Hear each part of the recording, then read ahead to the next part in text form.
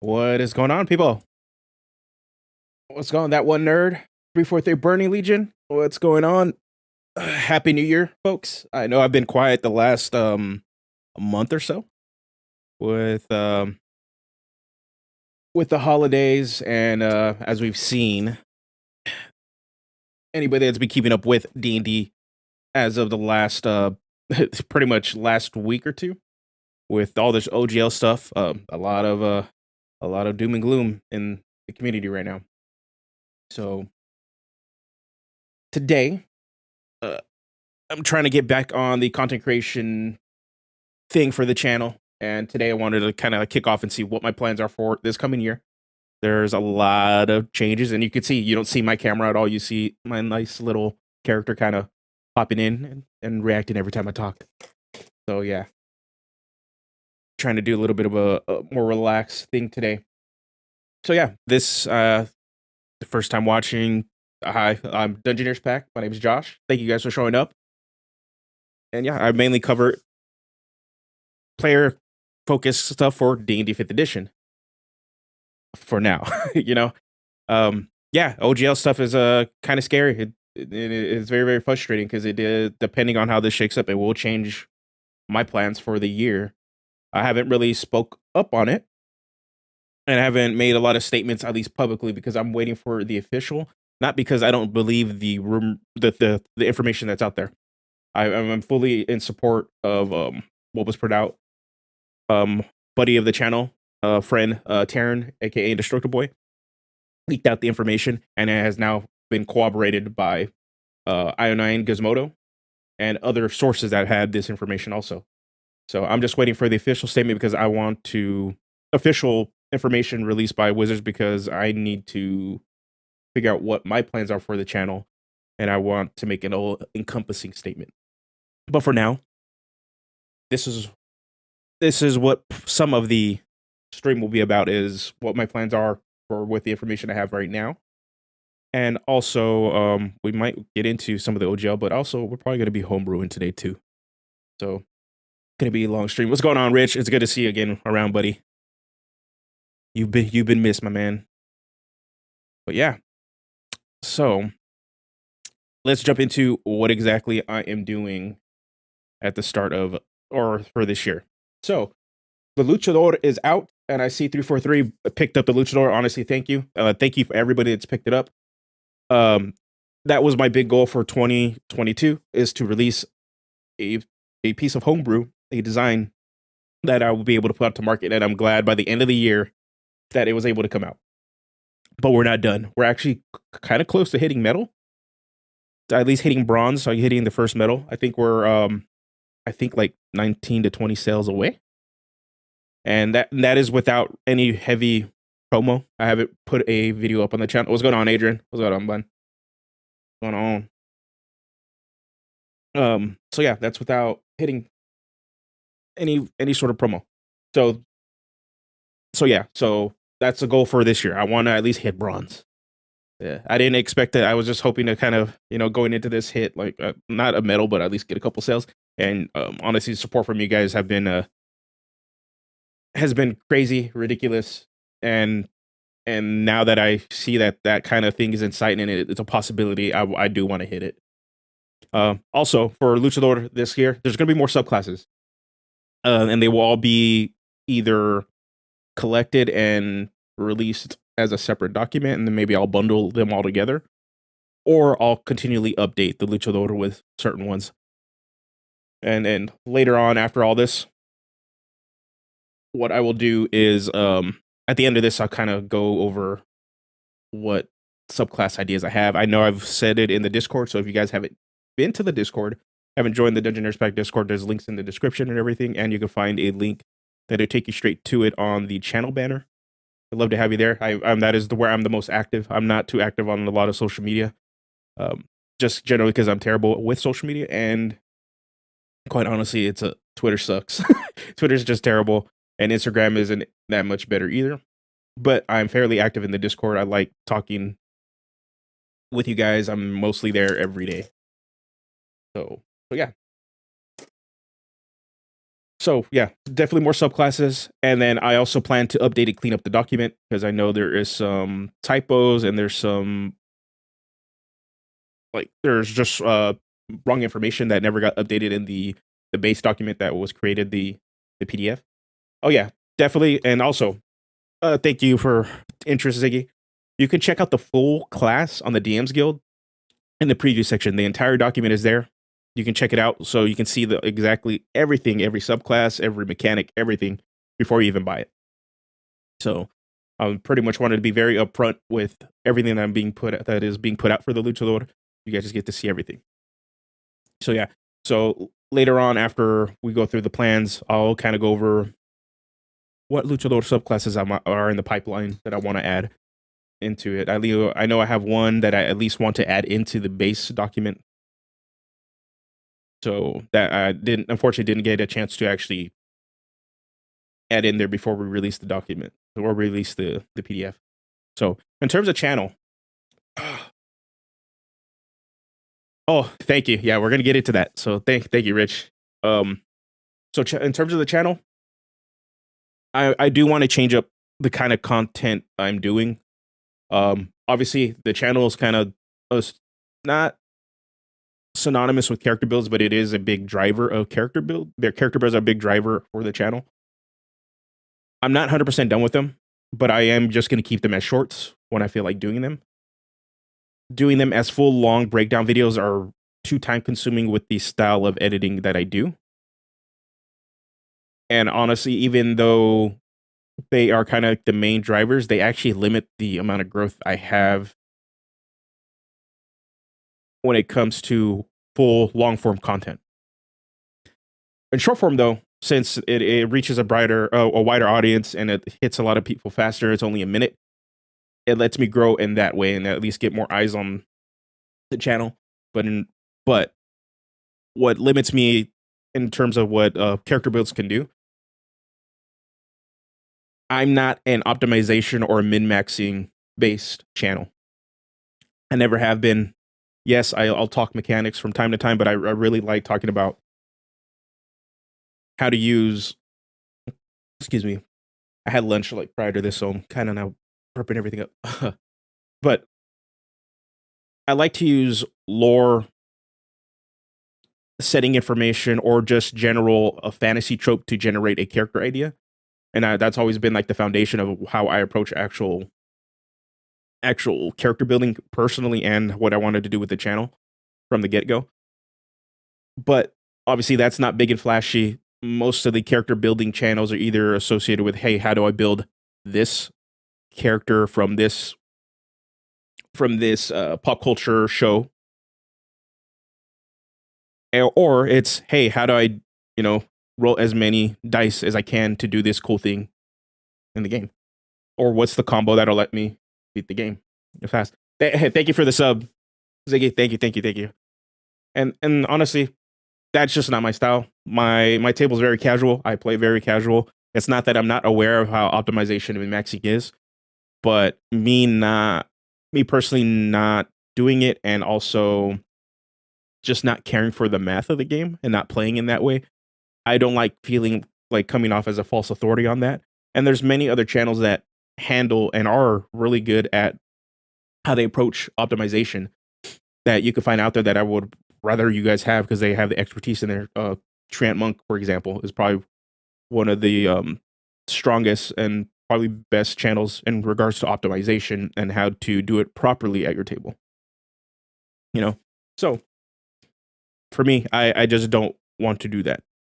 Doesn't mean I'm not going to do character builds. You'll just see them in the short section, and it'll just be like a quick overview of like, oh, hey, here's this general idea from either a setting or a character trope, etc.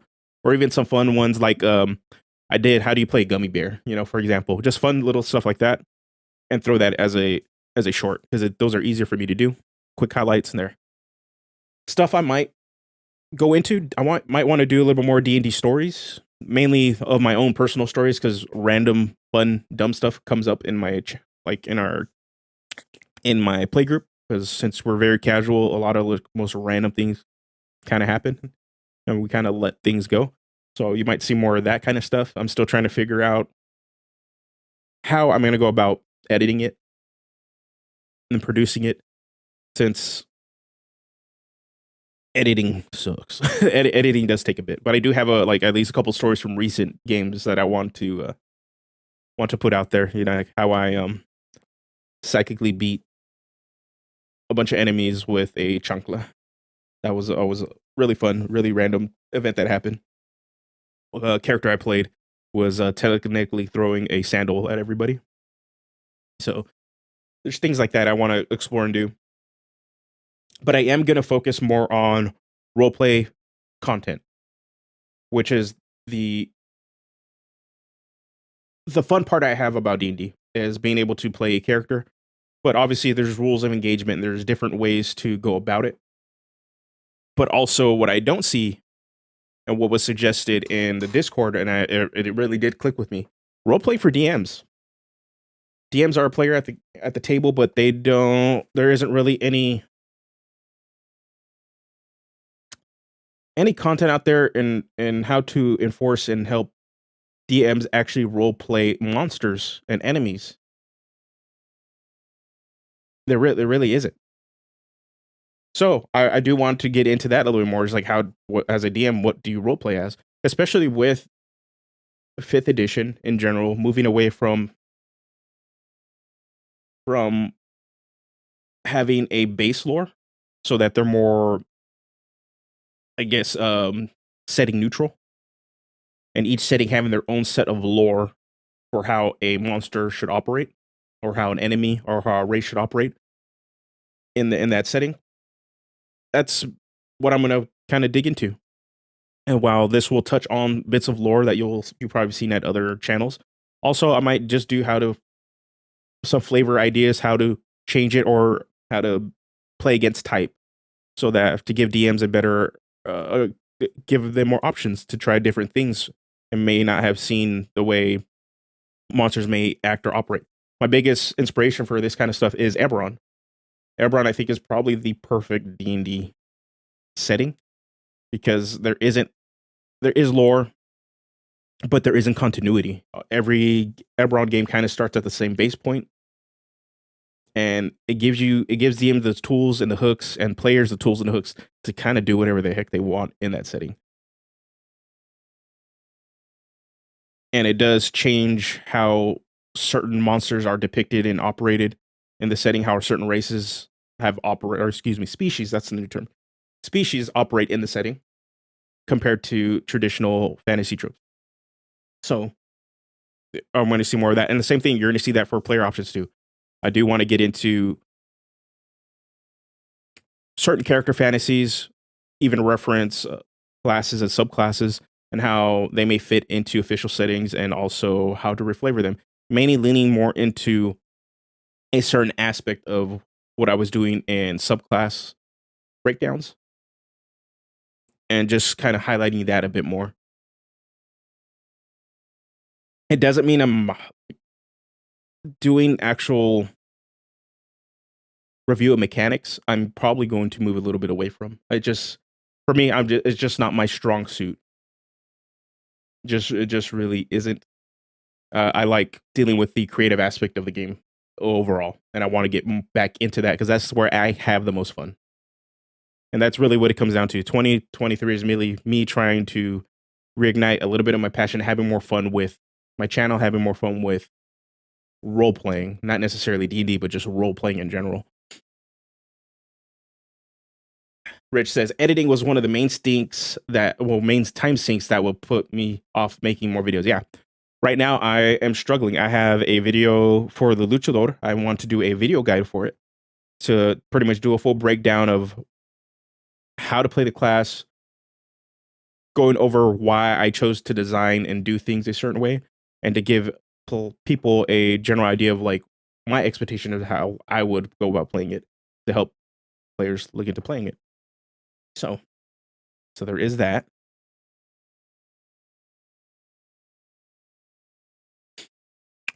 So yeah. Also, this year, more live streams. We're going to be doing way more live streams. My plan is to do more live streams. They probably going to be a lot more homebrew focused, but every so often I might just pop on and play a game of some sort. Most likely it's going to be an RPG or RPG adjacent game, and maybe even hook it into how we can take elements of that into D&D. I have the homebrew bug. I got bit ever since the Lucha Lord dropped, and it's doing its thing. I want to do more of it. OGL, on the other hand, kind of stifling that stuff, so I'm waiting for really to see how it pans out before I decide how I'm going to go about doing this stuff. So yeah, but expect more live streams. I do want to get into more like gaming aspect of it too. So maybe one day I might just pop on and play Hades, and we can sit down and talk about current events within the D&D space, or just answer your D&D question, your RPG questions, TTRPG questions. February, March though, it's gonna be a little bit dry. As Rich was saying, congrats on the plans. Thank you again. Yeah, I'm getting married. I'm getting married, and then I'm doing that in February, and then in March I'll be gone for a couple weeks because we'll be on our honeymoon. We are heading to Japan for our honeymoon, and we are super excited. Super excited. We're looking forward to this trip. I'm looking forward to this overall whole experience. So yeah, so you're probably, at least for a week or two, you might not see anything. I really do want to see if I can get at least a couple of shorts kind of scheduled within all this. But since it's kind of crunch time with the wedding, we're kind of trying to get a lot of stuff done. A lot of the smaller details. So it's even cutting into some of the general editing. So at least these first 3 months of the year, it's going to be a little slow. But then as soon as April hits, I'm back in full effect. And hopefully by when I get back from Japan, I have an epiphany on more kind of content I want to do for the channel. So yeah. So again, thank you guys for all the support and stuff. For sure, April is going to be like the month I'm like back in full force. But by then, I'm hoping to start a podcast. The way I want to handle this, I want to handle the podcast. It's a general floating idea that I have going on right now, but it would be something that it wouldn't be live. It would be something that I would be able to do in the background that is flexible for the guest. Originally, when I was doing a sort of podcast format with Dungeoneers Pack Live, I would have a guest on and we would just talk about current events of D&D. But it was always on a Sunday at a set time, so it was a little hard to get people on. But I've been watching a lot more podcasts, video podcasts and stuff, and I also want to produce more content for Patreon. So my general idea is make it a flexible time period that I can schedule with a guest talk. I would have a shortened edited version put up on YouTube. But if you wanted a full unedited version, you would have to be a Patreon. Luckily, all the Patreon tiers are relatively cheap, but it'd be something that, yeah, you're a Patreon, you would get access to the full unedited version of it, where there would be cursing and stuff. The general topics I probably would do is either talk about big topics surrounding the guest or the TTRPG space, or even expand a little bit beyond to the guests and shared interests that we have. Because, for example, Eric from Fry Minis and I are really both big into MCU, and we could talk about that all day. And that'd be one of the things. And also, my buddies in my own game. I would more than love to have them on and we just talk about random stuff that's happening in our game. I think it's one of those things where it would, as a podcast would develop, it would have its own format and eventually kind of find itself, and we would just kind of stick to that. But that's the general idea right now. I'm still trying to figure it out, but it's probably something that's not going to happen until late spring, just based on time right now. And my goal is to at least get like people associated or surrounding the channel. Hey, what's going on, Luke? Good to see you here, buddy.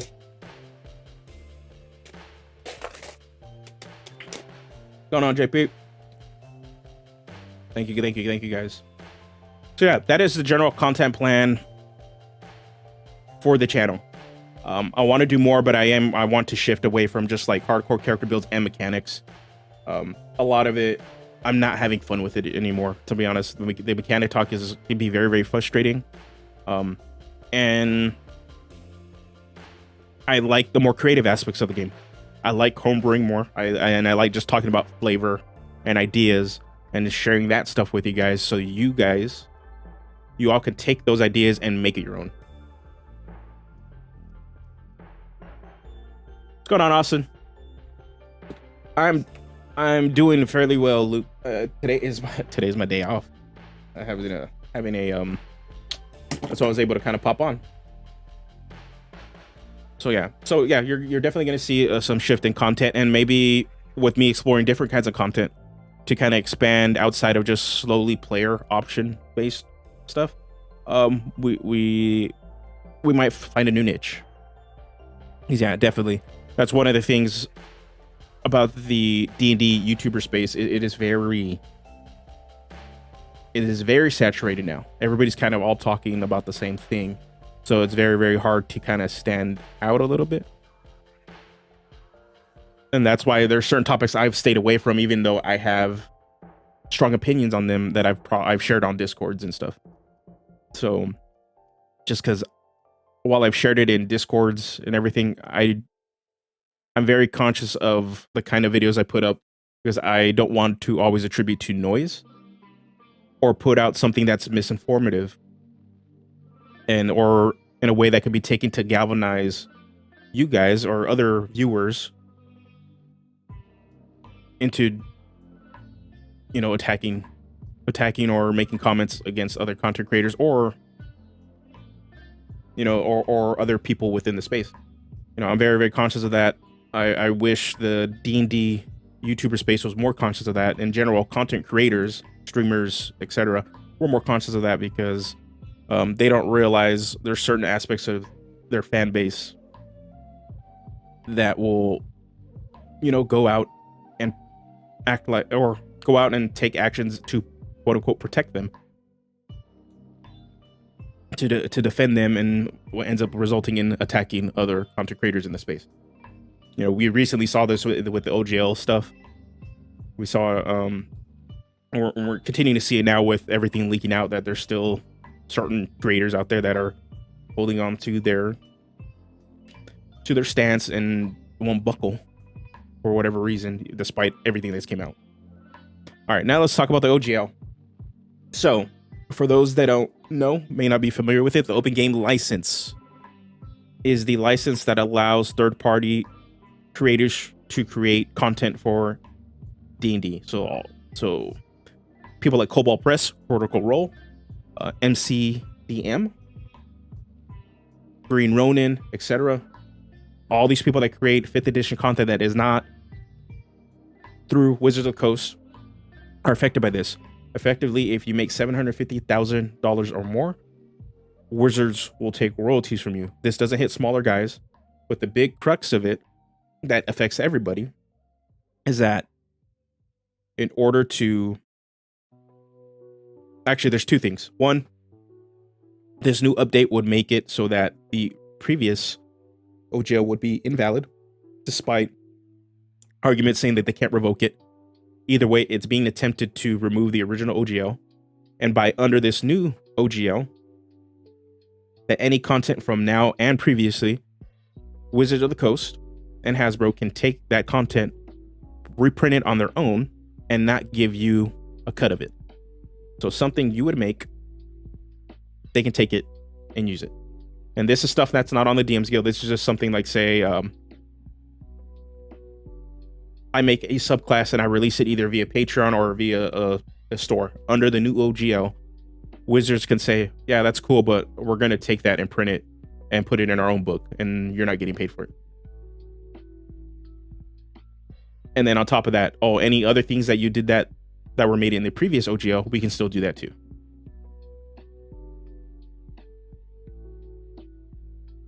So that's frustrating. There's going to be a big legal fight there. At least this is what's been leaked. You guys can go to the Gizmodo article. I believe Medium also has an article from a IP lawyer that goes to the breakdown of what the legality of it and the legal fight that will happen. That is if Wizards goes through with this 1.1 version of the OGL. But what does that mean for me, for the channel? It means I'm not going to attempt to put things on Patreon for now. Originally, my plan was to at least maybe try to at least once a month release a homebrew of some sort exclusive to patrons, and eventually I would have a video tied to it. But due to this, I don't want to do that now.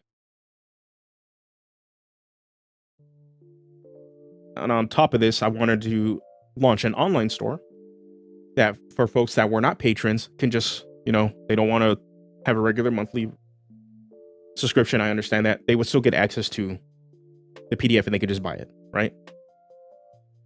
Okay, those two things now, until this mess gets cleared up, I don't want to touch. Doesn't mean I won't have an online store. I'll find another way. Well, they'll probably, I do definitely want to get like merch, shirts, and etc. That kind of stuff going on. But as far as I know now, no, I'm not going to do that.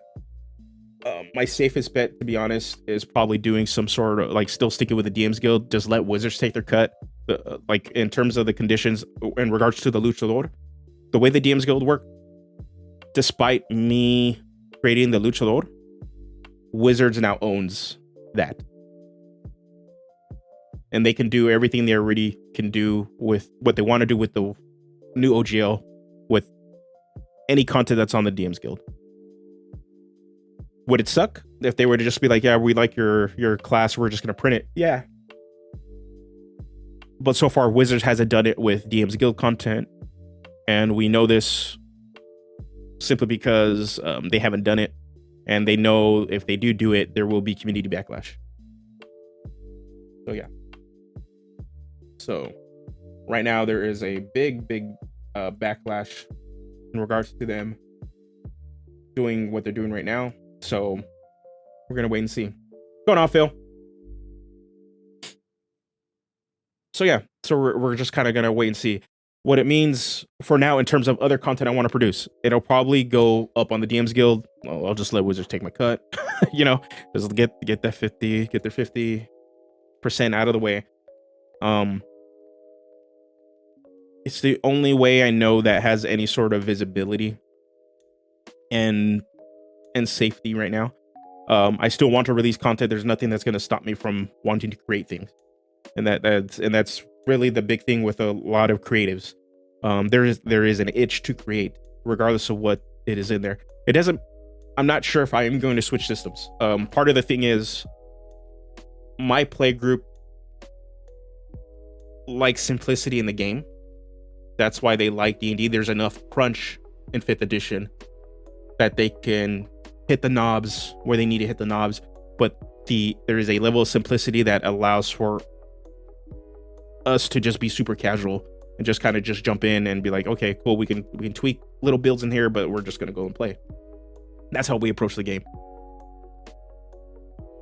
And with the amount of money that we've invested into it, I don't know if there's really going to be another game that we want to try and learn to play at all. And none of my players in my playgroup have expressed interest in trying anything else outside of D&D. You know, so the option was like, well, let's just go play Pathfinder. Pathfinder, I think, will hit the knobs. We'll get the dopamine response from maybe like 2 of my players in my playgroup, but even for me and the rest of the players, probably not. So for me, it's like, okay, I want to create for a system that I love. I want to create stuff that my friends will enjoy, and hopefully that everybody watching will enjoy. So for me, it's like a hard bind. Like, I would like to try new systems, but in order to do that, I need to have the support from the group to do that. And we just like playing the game we like to play, you know. And it's the same thing. Like, it's very frustrating being a fan of WotC's games because my play group is deeply entrenched in the Magic the Gathering, and we are deeply frustrated what's happening on that end of the game, where they're releasing consistent product at a fast rate and also at ridiculously priced for the market, that it's hard to keep up. And even then, if you try to keep up, you're never going to have a lot of the funds for it, especially if you live on a budget, etc. You have to have a high amount of disposable income just to keep up, you know. And majority of people in the United States do not have that income. A lot of people are living paycheck to paycheck, and these games was a way to escape the realities of the world. But now those realities are being kind of pushed front and center with these games. Now we're seeing it with D&D, with OGL, where, you know, it's a big corporation putting their foot down, want to monopolize the entire industry when they already they have a virtual monopoly on the TTRP industry. Dungeons and Dragons is the RPG game. When people think of RPGs, TTRPGs in pop culture and on the mass market, it's D&D. D&D is becoming like Coke is to soda. It really, that's what it is. So Wizards doesn't need to do what they're doing. Hasbro doesn't need to push to continue to do what they're doing. This isn't the way you monetize the game. You don't monetize and take money from people that are supporting pretty much your monopoly. That's really what it is. They're supporting your monopoly already. They're building a community that is deeply invested on every aspect of this game. You don't steal money from them. You want to monopolize the game. Okay, you're really pushing for this VTT. Okay, nickel and dime every aspect of that, minis, etc. There's other ways to monetize this game. We're going after the people that are pretty much supporting it and keeping people in your system, keeping them in the ecosystem of the game, is a bad play. You know, so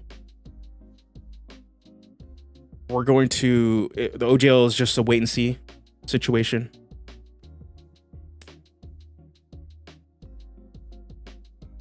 It really is. It is a wait and see. I'm really happy that Indestructible Boy was vindicated with what's going on, but also frustrated for him and other designers, content creators, about prospects of their business.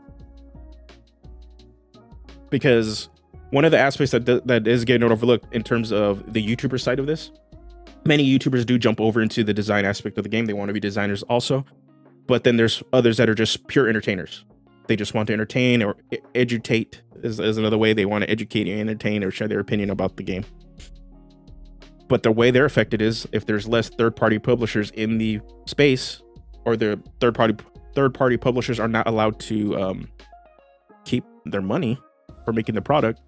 That's less money they have for advertising. I mean, that's less money for them to pay a YouTuber to promote their product, because Wizards and Hasbro want to take that money away from them.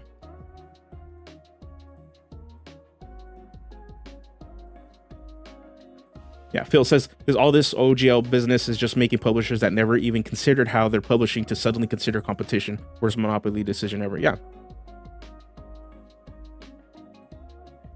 And JP, I quite like putting stuff on itch, but it gets no views. Yeah, and the DMs Guild takes a huge cut, but it's where people will see you unless you're an existing big name. Yep. And that's the thing. I'm not a big YouTuber by any means. So for me, visibility is a big thing. DMs Guild is pretty much my best ticket to get visibility and a bit of legitimacy in the space, to be seen as an actual, you know, designer. That is why I took the time and reached out to receive feedback on the Luchador, because that was another thing.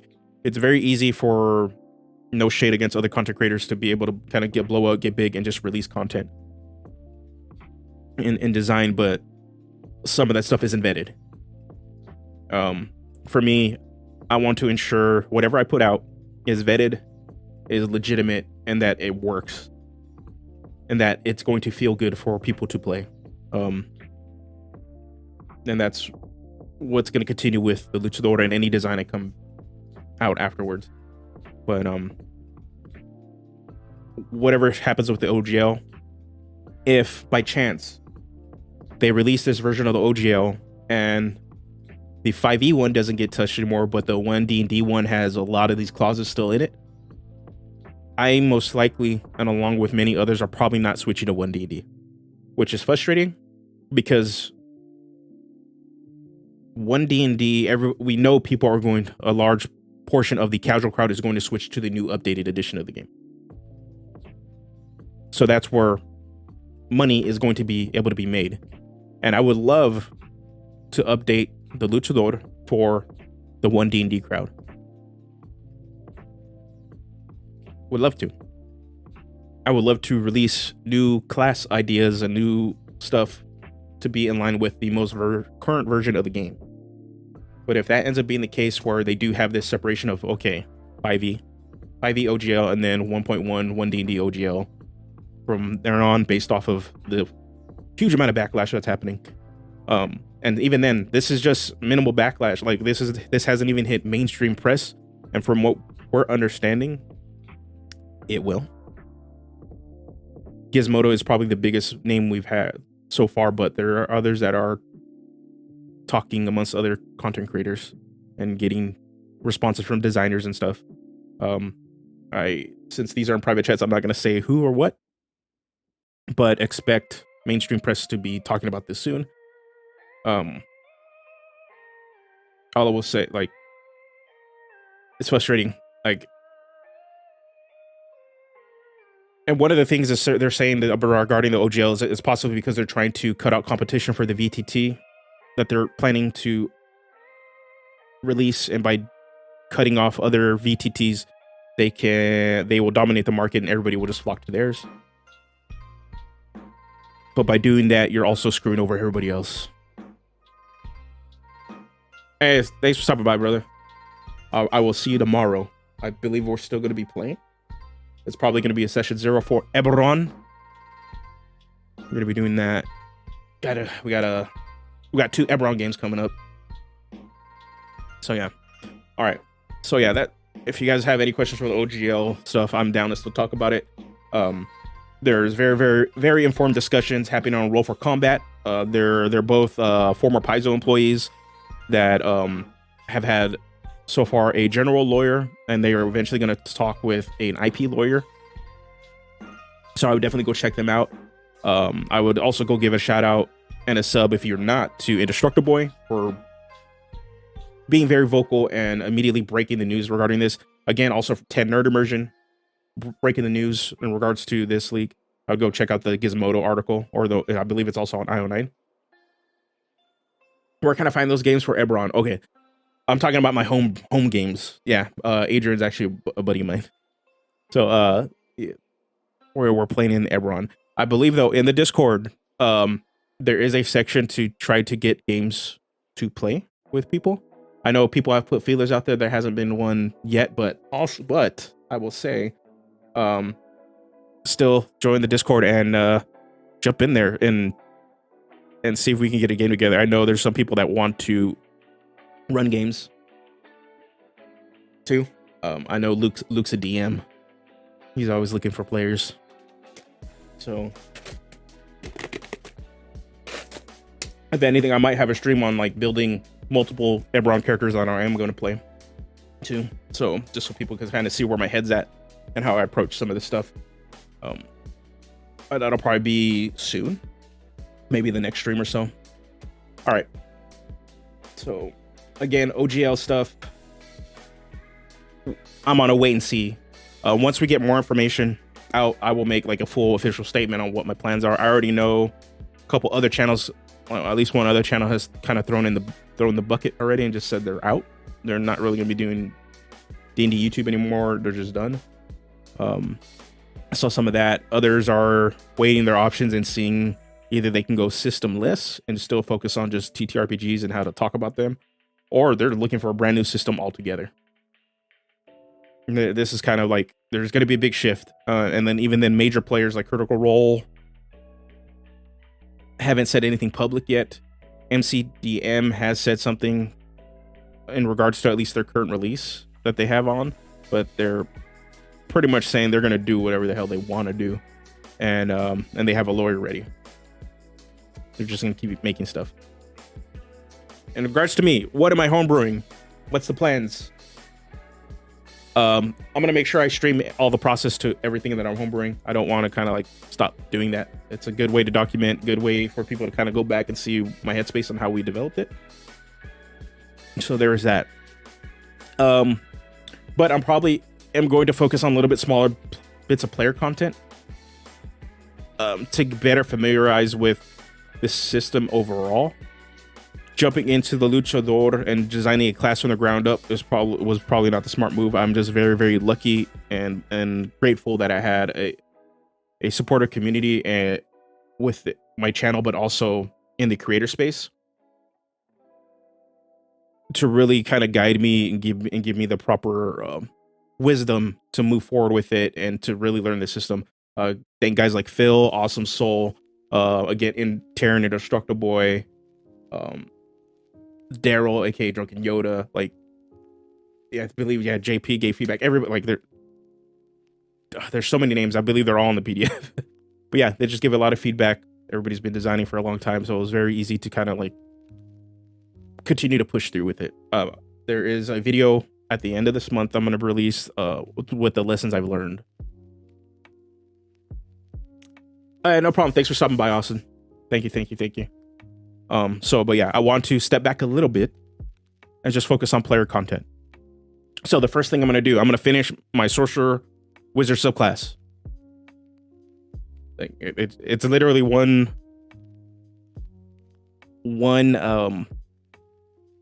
feature away from being done. I do want to create species options, mainly monkey, ape, monkey and ape options. Hey, thanks, man. Thank you. I hope you enjoy it. I could honestly say, like, I've personally played it. My players at my table played it. And I have fun with it, you know?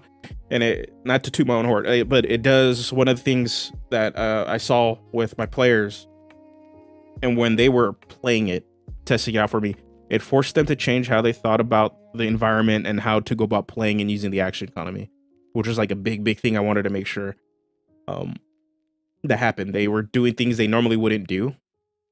And that was kind of the thing I really glad that happened, because when they do play martial options, they kind of just, you know, I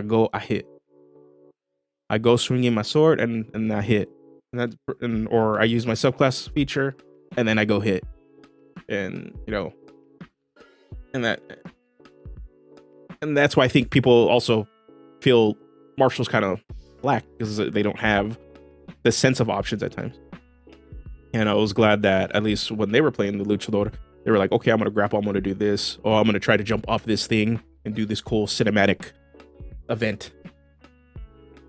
And it was happy. So I hope you enjoy it when you get a chance to play it. I do want to do more classes, which I'll get into in a second. But yeah, so actually we will take a look at the Summoner Wizard today. I kind of want to give it, like, see where I left off at and see what I want to change and fix, because my goal is to make it is more simplified compared to just a lot more simplified than what I was attempting to try to do. I do want to create species options. So we're gonna go, I want to do like a monkey and an ape, like a gorilla, mainly because Terran has that Vanguard option, and I don't want to, and he has a subclass that is similar to Winston from Overwatch, and I want to play Winston from Overwatch. So I need to make a gorilla option or some sort of monkey option. And some ideas for overall classes. I still have more class options I want to make. And again, I'm not sure if they're going to be for 1D&D. We got to see how this OGL things shake up. If they are strictly for 5e, with how things kind of turn out than they'll be for 5e. But you know, I may be sneaky and kind of cheat in a way that it'll work for 1D&D. We'll see. But 2 class ideas I have so far. I really want to get a Dark Knight fantasy trope. Pretty much Dark Knights are either supposed to be like the an evil paladin, etc.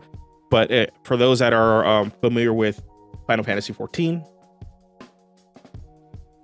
and in general the Final Fantasy series, there's always that idea of a warrior, heavily armored, that uses dark powers to for the side of good to defeat their enemies. I want to play into that fantasy. We sort of have that with the Conquest Paladin. We kind of have that option. I think you can play that fantasy with a Hexblade Warlock a little bit, depending on how you want to go about it. But there isn't a class just dedicated to that. I think it is a very big missing fantasy trope within D&D. The Blood Hunter kind of touches on this a little bit, but it does take a Witcher angle to it, where they're more of a ranger thing. I want like a heavily armored character, kind of like a World of Warcraft's Death Knight, where you have these powers that are from nefarious forces, but you still use them for the side of good.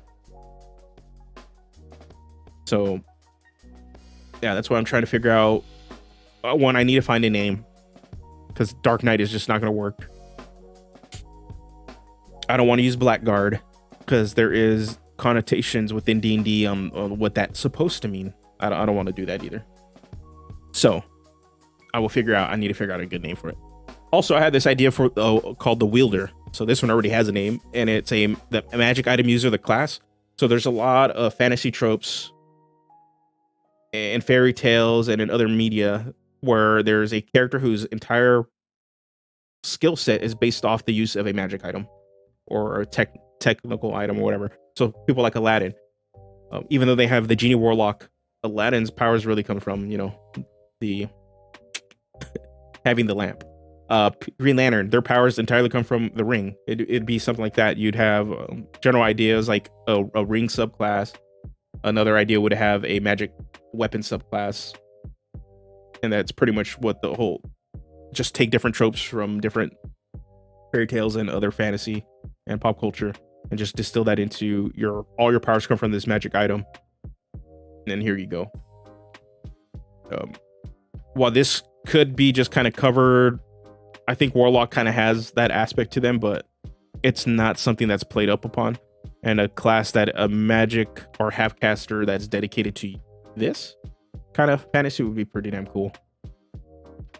So those are like the 2 I had going on. But that is not the only homebrew I want to be doing. So let's go over to the Luchador. I do have more Luchador subclasses ideas. So right now I have 1, 2, 3, 4, 3, a 3E legacy weapon splat book ramped up to a character class. Do it. Okay, I'm gonna have to. My buddies have that book, so I'm gonna ask them to look around and give me that. Yeah, it's one of those fantasy tropes that I see that people kind of try to figure out how to do, but they just don't do it. Hexblade is like the only one that comes close to it as this sort of wielder, but obviously it's a weapon. Yeah, you have to have a weapon as your core focus around that. And I want a whole class dedicated to like other items that the magic item itself is, and it's not always nefarious. It's just the item is the thing that's just generating all your powers. Like for example, Frodo in Lord of the Rings, the one ring. That's another inspiration for that. It's like his powers come from that. Okay, so in regards to the Luchador, I do have 1, 2, 3, 4, about 5 subclass ideas I want to handle. The first one that kind of has names attached to subclass features is Maskless. This one didn't make the cut because I just didn't have it done. It didn't make the cut in the first round for the Luchador. I'm hoping to do it with a future update. The Maskless is going to be the Luchador's option to Oathbreaker. So in between say story wise, you chose one mask, you personally don't like it, or the story dictates that your character kind of loses the powers of the mask by either giving it up, losing a match, however you go about it. I'm going to talk about those options when I get closer to finishing this one. But in between that time, they can go maskless, where they become the Dark Luchador, where they give up the mask until they find a new mask. And this is kind of like the bad guy version of it. Rasa Sculptor. Okay, I'm familiar with Rasa Sculptor. I believe the fantasy behind it, though, is like, while it is item-based, weapon item-based, right? But it's like the characters creating the weapon from like an energy, correct? Like they are physically, why they're called a sculptor, they're physically creating the weapon, if I get that correctly.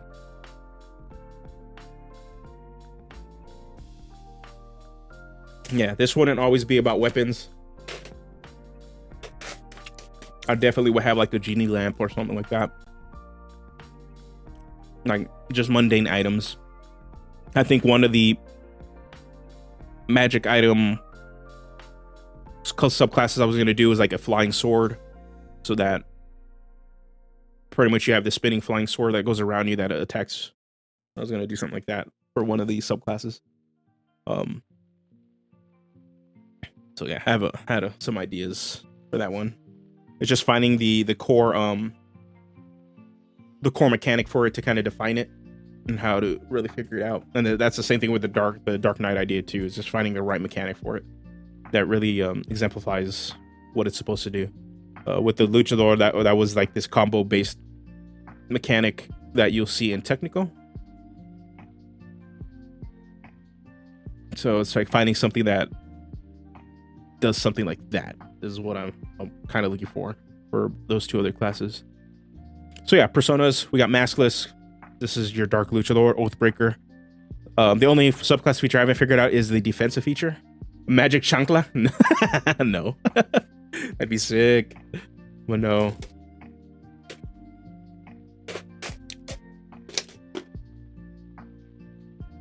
Subclass called Item of Discipline. The discipline subclass.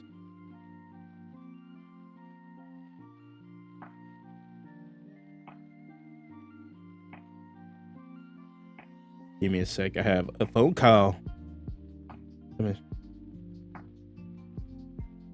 Okay, cool. Okay, so yeah, we got Browbeat, Low Blow, the Doodle feature, or how they alter like an additional clause whenever you use the damage mitigation feature. I haven't figured out a name yet or what it's supposed to do. Cheap Shot, and then Pal Driver. So we have names for it, so it's going to be very easy to kind of like filter this kind of subclass out really quick, since we're going to go based off of all this. Other subclass ideas, Mask of the Twin Soul.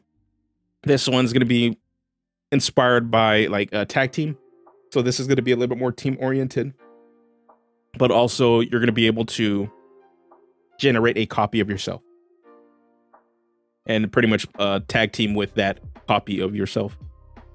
That's the plan for this one, but also want to make it not necessarily useless either, so that the benefits you have for kind of teaming up with either your copy or a team, you can have benefits of teaming up with your copy or with a teammate. So I'm being conscious of this. One of the things I find that kind of suck about pet subclasses, I was trying to think pet classes, but no, in general, just pet subclasses. What I find a little sucky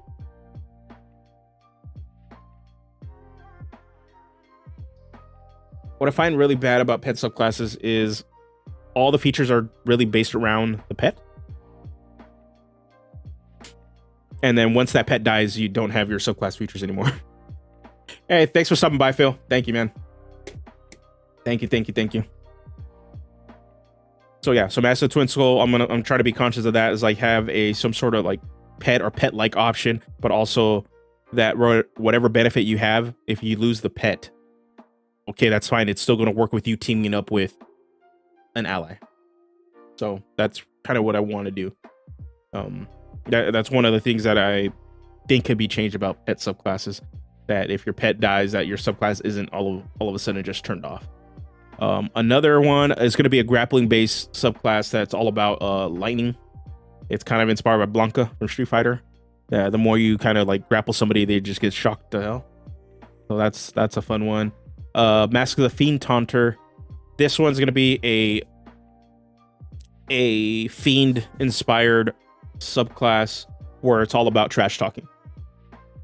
It's kind of like and then for being hit with a smack talk or some features like that, you're gonna burn for it. So it's very much this is gonna be slanted more towards the roleplay angle of the luchador and the face kind of stuff you're gonna be able to do.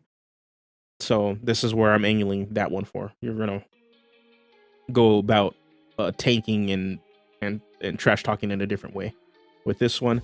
Mask of the Giant, I'm still trying to figure out what I want to do, but this one is probably going to take inspiration from the new Goliath from that was featured in the 1D&D playtest, but also maybe that barbarian subclass that was featured in the UA. I want to maybe get this one out and figure it out when the Big B's Giant book comes out. So yeah, that's what that one is going to be. Yeah, it's gonna have that, and I probably will do more. These are just the immediate ideas. I'm just like, yeah, I need to do this. Like, I do want to do a dragon subclass eventually. That's how Mask of the Feathered Serpent started off. It was a dragon subclass, and eventually dragon subclasses are kind of boring. If you look at D&D, they're all really structured the same. There needs to be a breath weapon, there needs to be some sort of charismatic presence feature, and there needs to be flight. Every dragon subclass in D&D has this to some variation. So it's just one of those things. So yeah. So that's one of the things I was like, okay, if I'm going to do it, I need to do it differently.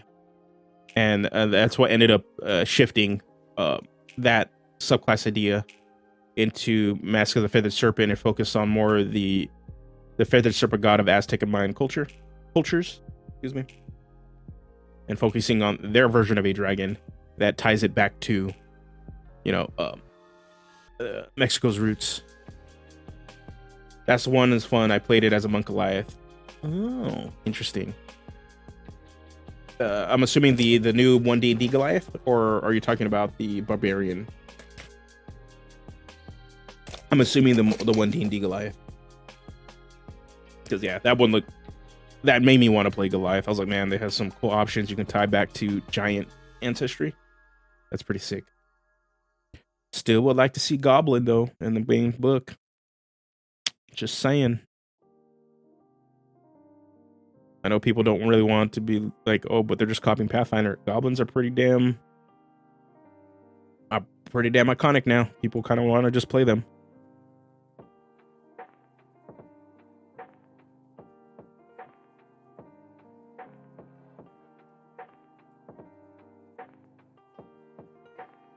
They also feel a little redundant if you play a Dragonborn. Yeah. And I think in general, that's what you're going to find with a lot of subclasses that are tied to ancestral, like, species.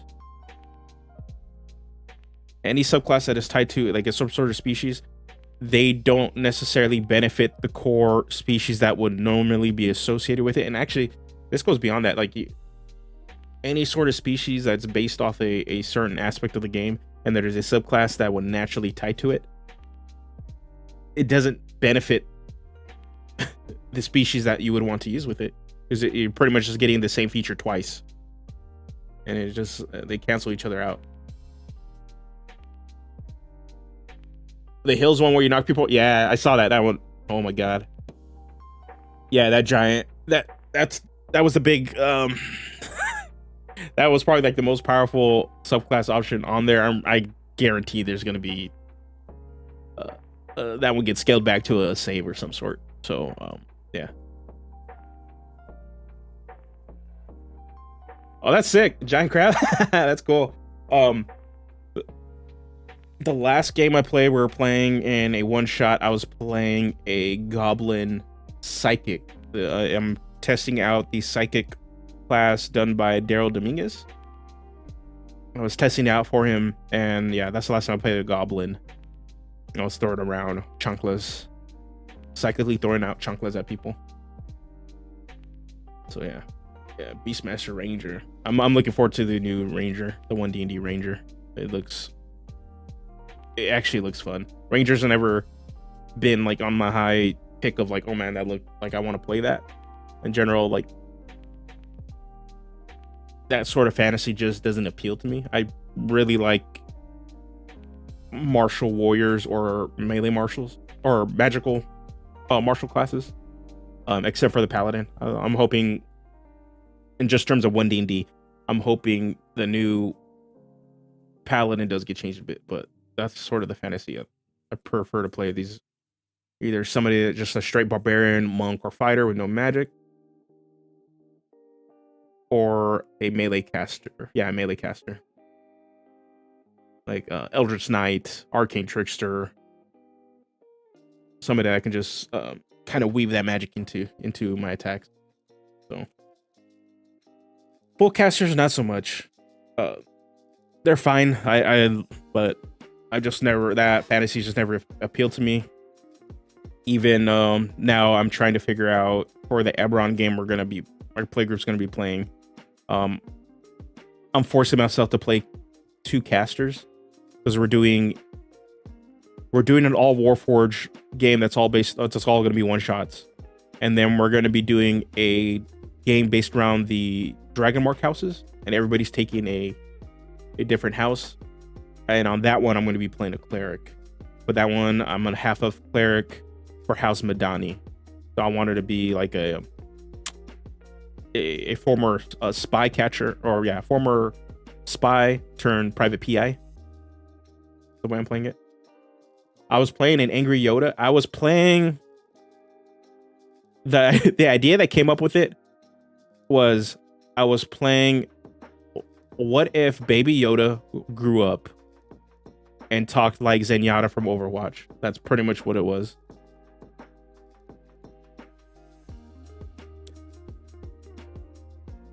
That's pretty much what I was playing.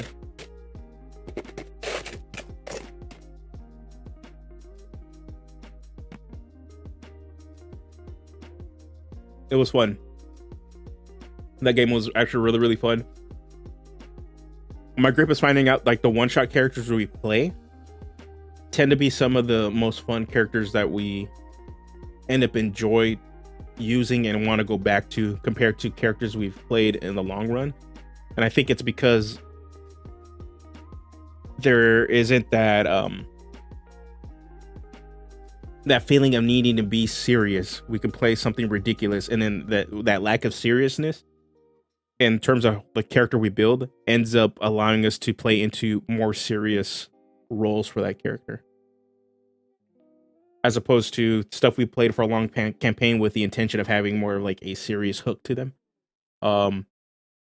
That level of ridiculousness and goofiness doesn't come out as much, and sometimes those characters are not as fun. So I believe in that one shot we played.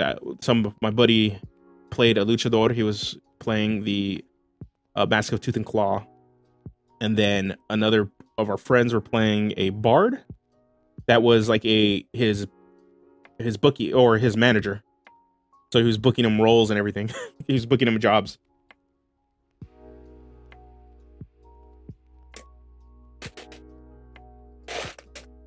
So that was always fun.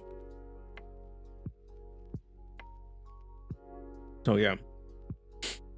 Okay, so this is what the luchador is going to be. We got a bunch of subclasses we're going to be working on. I'm going to make sure I'm streaming every aspect of this. I probably will be, what ends up in regards to content, if I know I'm not gonna be able to put out a video in that time, I might be doing late night streams, doing a little bit of homebrew for this. Like in a situation like this where I don't have my camera on, it's just me and my little guy right here. It either be like that or I might put my camera on. It just depends.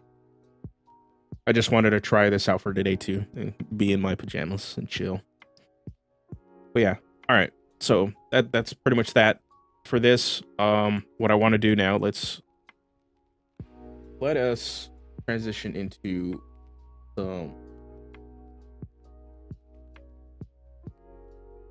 summoner. Okay, so this is where we left off with it. So wizard class, school of summoning. So pretty much we have everything kind of like done, right? We got everything kind of done. So the idea behind the obviously a summoner subclass, that's pretty much what this is. Most of these summoner ideas, it's not that they suck. It's just they really, the pet subclasses in general just are frustrating, and then summoning as a character trope for the wizard isn't there at all. Conjuration, School of Conjuration is probably the closest thing you can do to it, but it doesn't scream I'm a summoner. I don't feel like there is a place in D&D for those that want to play this sort of Pokemon-esque, Yu-Gi-Oh kind of spellcaster summoner sort of thing, where you're able to cast a single creature and then evolve it as you play. So that was like the core idea of what I was attempting to do.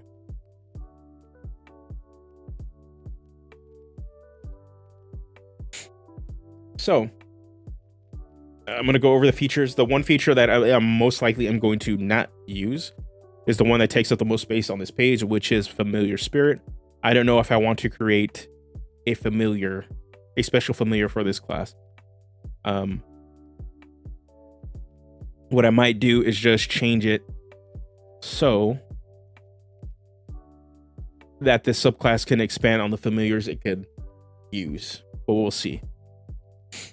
Okay, so the first feature is planar connection. Your study of extraplanar beings and your connection to them has given you a better understanding of communicating with all beings. You become proficient in their choice of one of the following skills: intimidation or persuasion. Additionally, you can double your proficiency bonus when you make a check using the chosen skill while interacting with an extraplanar creature. Might change this now that I think about it.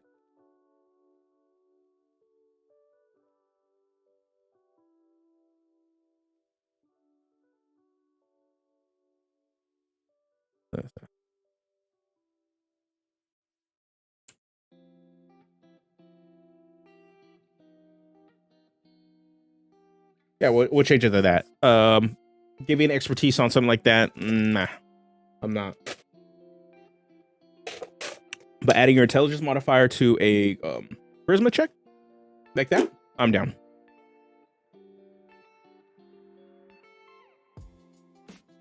So intelligence modifier when you make a check using a chosen skill while interacting with an extraplanar creature. Great, simple. This has some really roleplay implications. So when you're talking to higher level beings like celestials, fiends, aberrations, you can use this for that kind of stuff. So the other feature we had, what did I get? No, redo typing.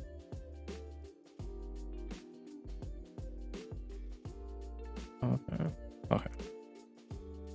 Then we get Familiar Spirit. So this was kind of like going to be the main subclass feature, really, where you're going to get to be able to summon a special familiar. So what this would do is add 5 familiar to your spellbook at level 2. When you cast 5 familiar, you may select to summon the Familiar Spirit, and it has its own game statistics, etc., which is your predictable. Whenever you summon the Familiar Spirit, choose one of the following creature types. Additionally, when you summon your Familiar Spirit, choose one of the following traits. Familiar gains a swimming speed equal to this and can breathe both air and water.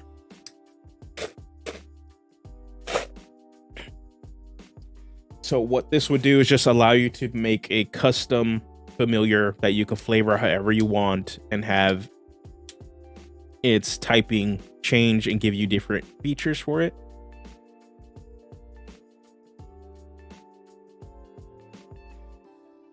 Familiar Spirit would be small. Its armor class would be 11 plus proficiency bonus, natural armor. Hit points only be 10, 40 feet.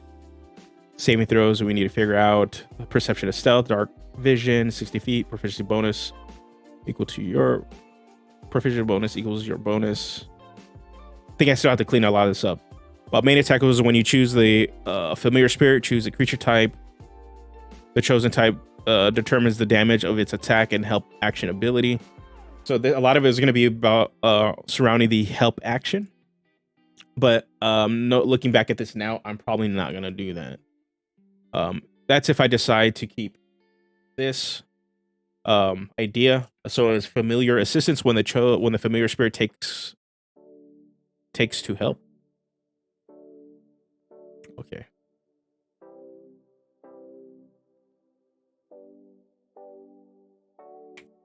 The help action. The target of the help action is granted an additional benefit determined by the familiar spirit's spirit essence. I think we're trying to figure out what to do here. By giving them all a different help action. So the target of the spirit's familiar's help action would be celestial temp HP equal to proficiency bonus to weapon damage type until the next turn. So yeah, so each one was gonna have a different. Now that I'm looking at it, I kind of like having the special familiar spirit. It gives this subclass something different. I kind of like the options we have in here. I think I'm gonna stick with it. I don't know if I'm gonna stick with the help action options though.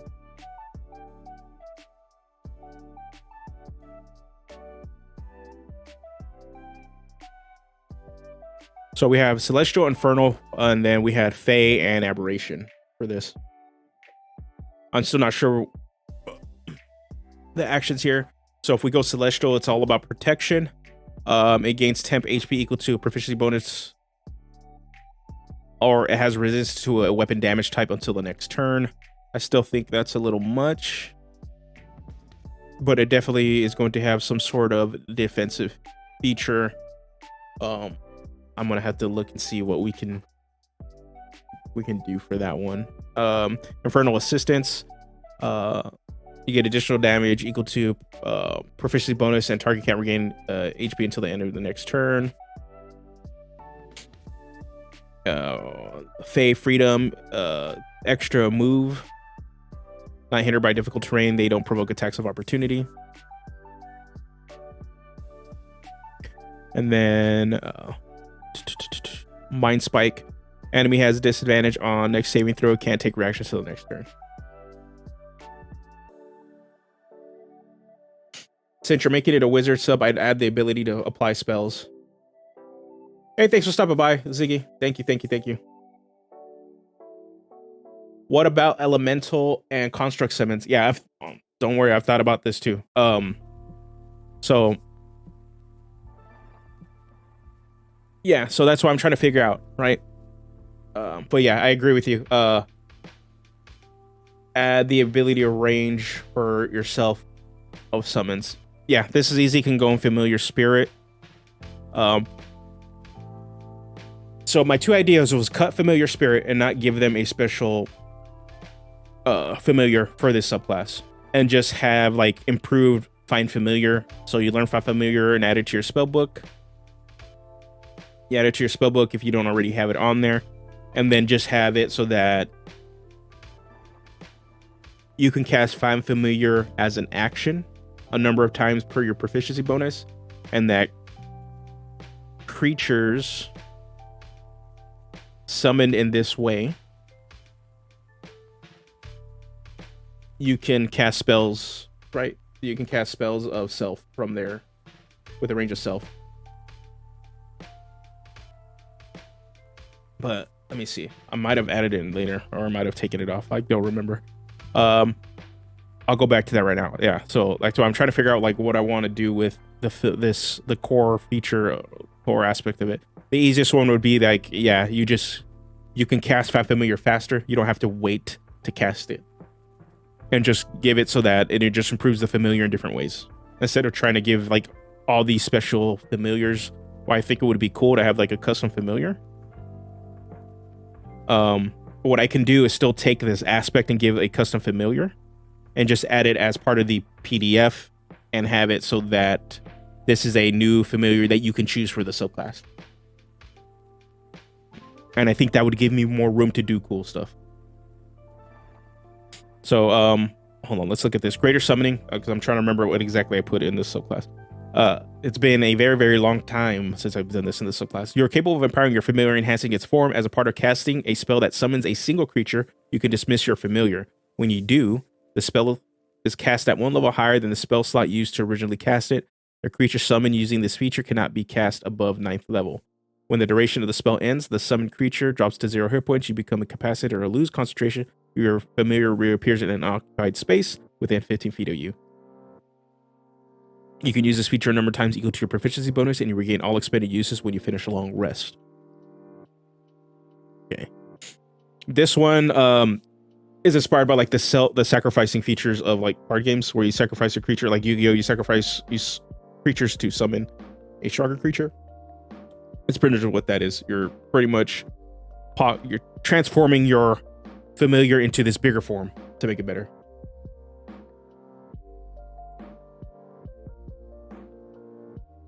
Yeah. So what I'm thinking with the familiar, and I think I'm going to do what I think I said and just add this as a new familiar option that you can choose as part of your familiars, and have it so that whenever you choose this, you can choose whether it has a walking speed or a walking, swimming speed, or flying speed, or it could have as a climbing speed to help kind of live that fantasy out. But then also you get to choose a type, which will give you a different benefit. And then that would allow me to add on elemental and construct, and just move this out of the class kit and just move this on its own thing. I think that would be kind of like better off for me.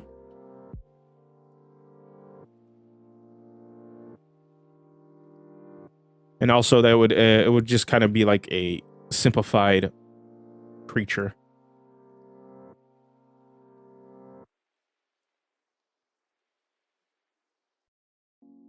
Because one of the things I'm looking at, there's no like quick way to kind of use a find familiar in this aspect, like at all,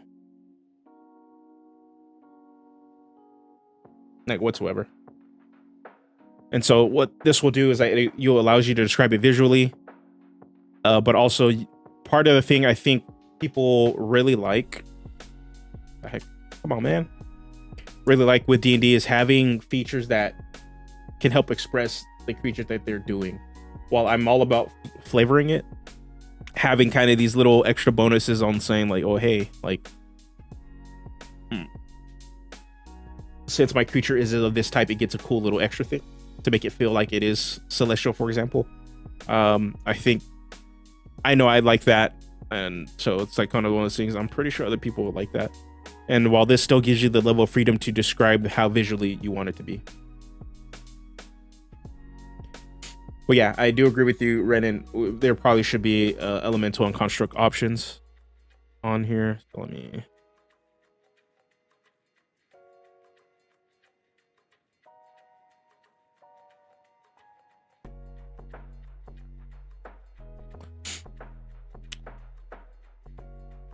Okay.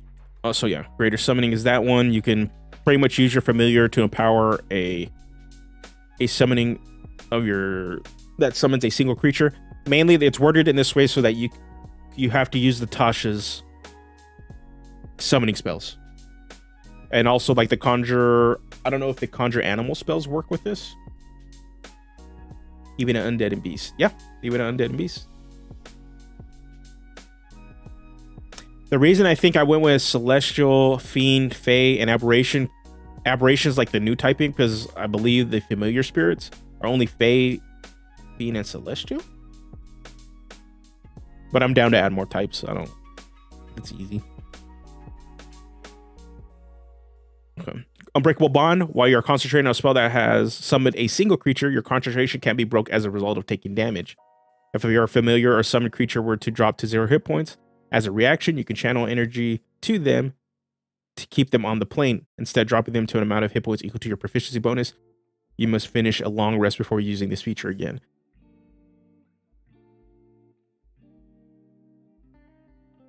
Okay, so what I'm probably going to change this. into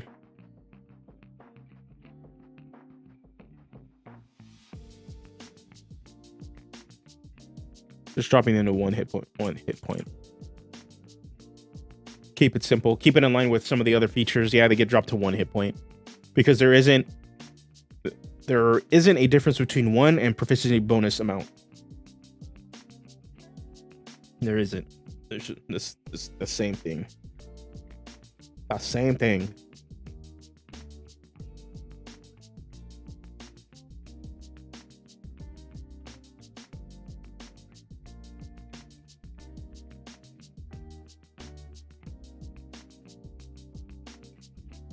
Dang. Okay. For those that are in the D&D or the Magic the Gathering sphere, there's like tons of leaks in my for the Phyrexia set that's coming out. So my buddies right now in our private chat are all sharing all the stuff that's getting leaked out of there. I was like, Wizards can't catch a break, but they don't deserve a break with what they're pulling off right now.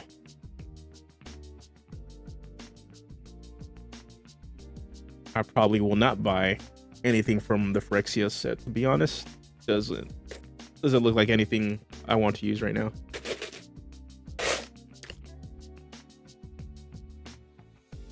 Okay. So yeah, Unbreakable Bond is just one of those things where it's very, very hard to break concentration. You have a deep connection with your pet, so it'll stay on the plane longer.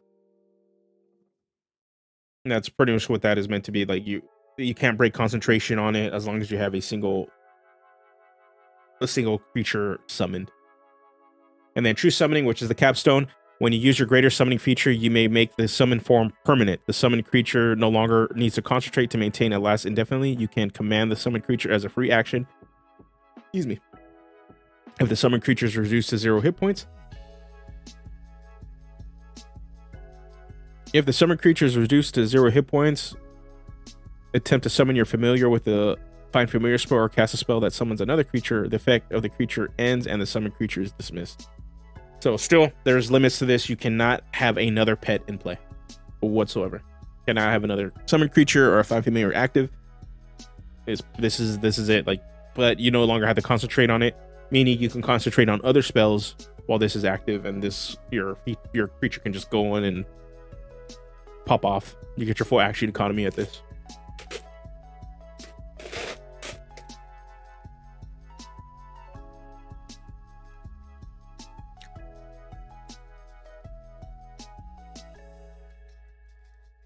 Okay. So I think what we're gonna do. Oh, we add another page.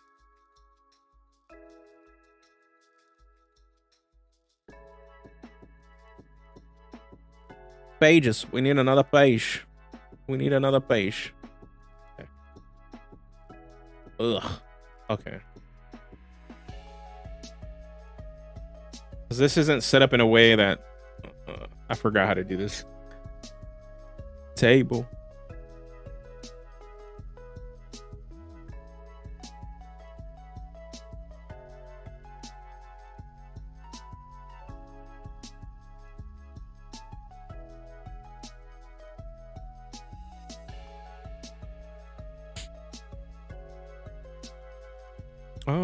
Dang it. There's a way to do the layout. Not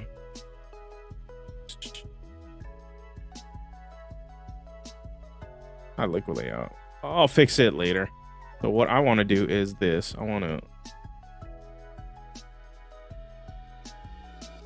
I want to do is just move this over here. Let's see it.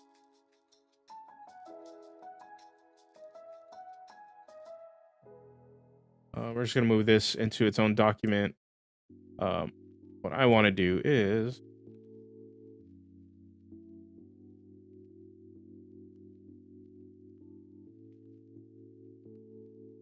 we'll move the familiar in its own thing. I'm thinking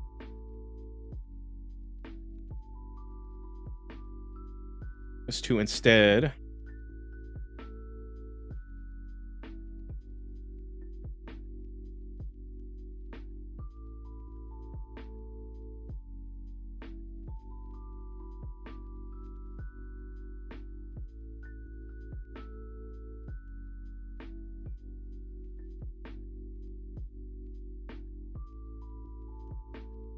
sometimes keeping things simple is the best bet. So hold on, let me just move all this stuff over here now. So we're gonna do improve find familiar. What I want to do, oh man, cool. Yeah, we're gonna do this. The document I'm doing right now is not gonna be the final. I'm gonna probably I have a different setup in InDesign for like proper design thing on this. Yeah, what's up, man? What's going on?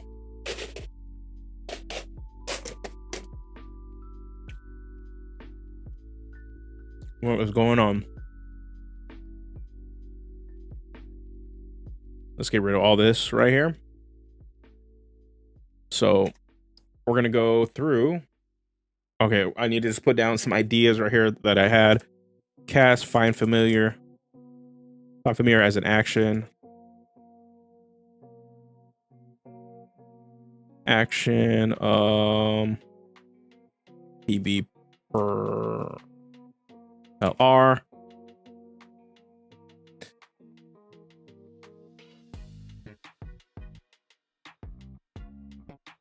So yeah, so you'll be able to cast find familiar as an action for provisioning bonus prolonged rest.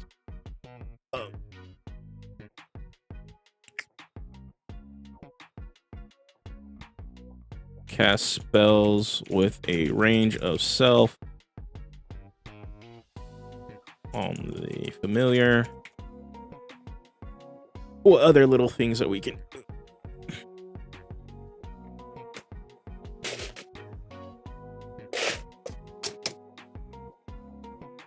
What other thing I'm gonna do?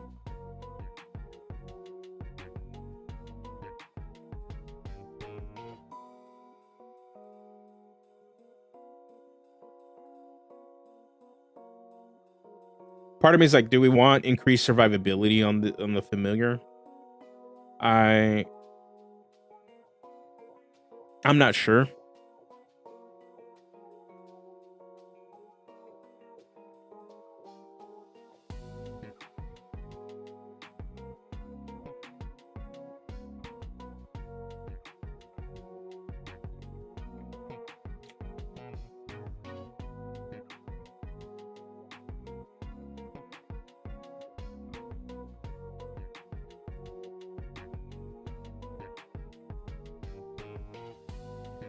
Well, okay. So this is what I'm gonna do. The familiar. I'm gonna add a familiar option in the like later, as a part of this thing that you can take as a part of your as a familiar.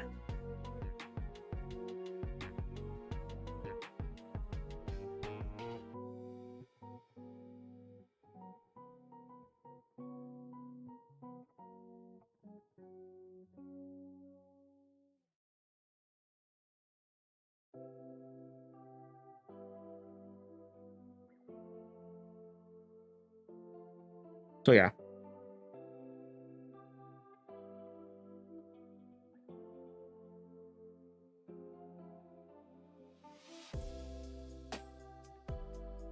Yeah.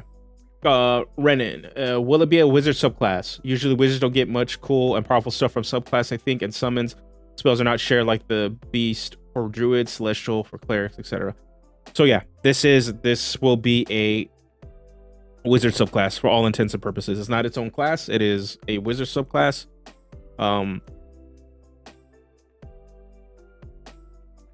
One, I don't have strong enough design chops to make and full out a full summoner class. It does the in order to get this right, the biggest for a full class, a summoner class, For me, I think the biggest thing is trying to balance and make sure it has a strong action economy that doesn't eat up time. It has a smoother table play. On top of that, you have to balance the hit points of the core class and the hit points of the creature in comparison to the balance of the other classes in the game right now. Because effectively you have 2 hit point pools at level 1. So you kind of need to balance this out, because obviously if you want to play summoner, your core mechanic of a summoner is going to be summoning a creature at level 1. So there's that level balance. So for me, on top of that is also adding in like other systems to better support the creature, making sure the creature, not having the creature doesn't kind of just completely shut you off from actually being able to play D&D. So there's that aspect of it too, and also balancing out magic. For me, as of right now, I don't feel comfortable as a designer to really develop that kind of class. I can identify the problems with it, but for me, right now, I'm not comfortable enough to be like, okay, I can fix these things right now. But those are the things, like, if I were to actually try to design it, those are the things I'm like looking out for. It's like, okay, well, how do I fix these 3 problems? But yeah, so putting a summoner fantasy into the wizard, which makes a lot of sense, honestly, is probably the band-aid on this, because at least it solves one of the problems where, well, it solves 2 problems. You're not necessarily shut off if your pet dies. You're still a wizard. On top of this, the hit point problem, at least in early levels, your wizard and a familiar doesn't have a lot of HP. It kind of balances out, and then as you get in later levels with the summons, you will be able to do. Cool. You're not really worried. So yeah, it allows putting this under the wizard. It just kind of works out right now. It lets you apply. Okay, that's what the range of self features for. It lets you apply spells like Globe of Invulnerability, Armor of Agathis, Tensor's Transformation. Yep. Yeah, I think that, like, as far as enough, I think that'll be okay, and allow the summon creature familiar that you can have do the heavy lifting.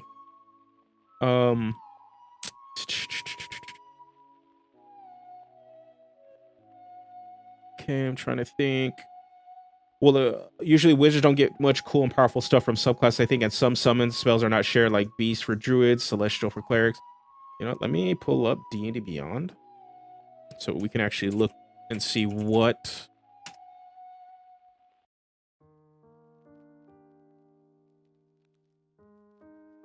Let's look at the spells, man.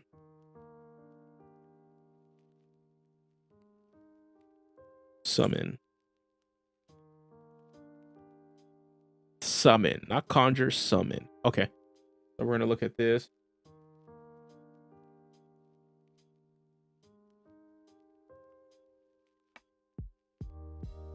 Okay. Personas. Okay, so let's take a look at the spells that we can actually get right now.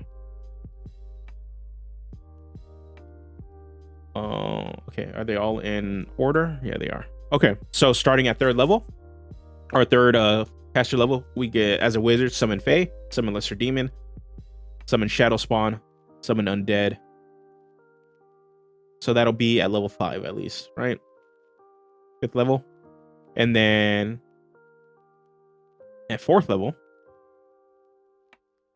or at 4th caster level, summon Aberration, summon Construct, summon Elemental, summon Greater Demon, summon Draconic Spirit at 5th caster level, and then yeah, so it'll cap out here, right?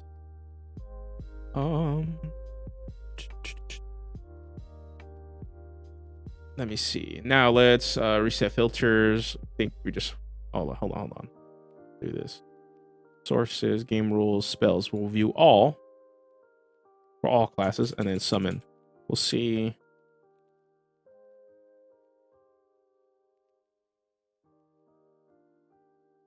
Let's see what we don't get. And let's do it by level. Because I don't think we're really missing too many summon spells. Right, yeah. So we'll miss a second level summon spell with Summon Beast. Okay. Summon Celestial at 5th. So out of all the summon spells that we do have as a wizard gets access to, you're missing 2. Beast and Celestial. Not, for me, not that big of an issue. Compared to all the other ones you're really getting access to. You pretty much get access to all of them. And mind you, you're probably not going to be using all these summon options. With this subclass, you're probably going to pick your favorites to kind of filter all that out. So, just to keep that in mind. Because some of them have more utility than others. And you can also upcast them. So, even then, say you just want to have the option of playing a certain kind of pet. And you have the option of, like, upcasting them. Well, boom. Let the summon concentrate on a spell for you. I am very afraid of doing that on a full caster. Allowing another, like a whole other creature, just hold a summon option, like a concentration option for you. I think that is very, very powerful for a full caster. I can see that maybe as a half caster and definitely as a third caster.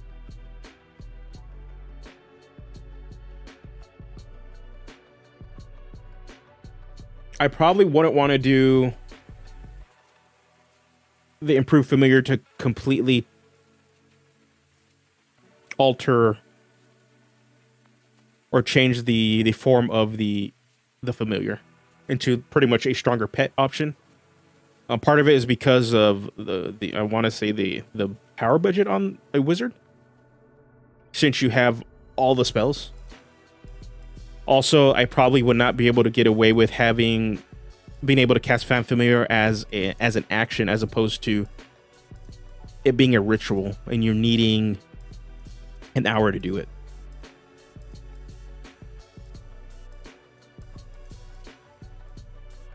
So that's kind of like one of the things I'm kind of balanced. I want a strong core feature that you're going to be able to do that also empowers you to do it a little bit more, but then also provide a different option of a familiar spirit, like what we have here, that you can kind of choose from to get additional power based off of that.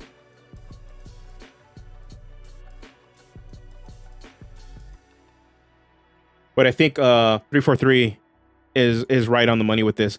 Being able to cast spells with a range of self, meaning like on the familiar, that will give us like the buff and survivability and utility tools it needs. Sometimes simple is more.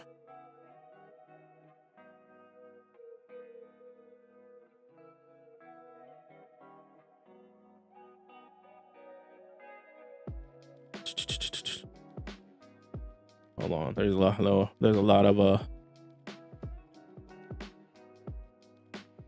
of combos going on right now with OGL stuff, so sorry, trying to keep up. So okay, so how do we write that up? It's pretty much we find this, we nail this down, this subclass is mostly done, and then we can just work on the familiar. It's like this is the thing, this subclass has pretty much been done for a while, except that last feature. You learn the Find Familiar spell and add it to your spell book.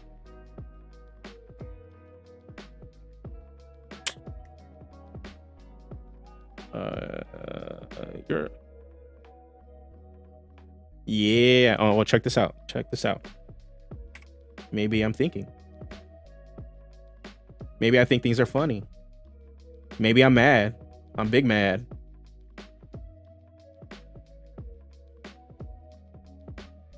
Yeah.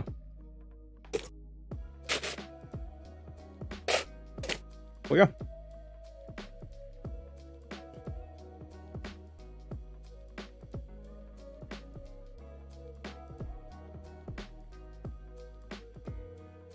Yeah, I have kind of set up this PNG tuber thing.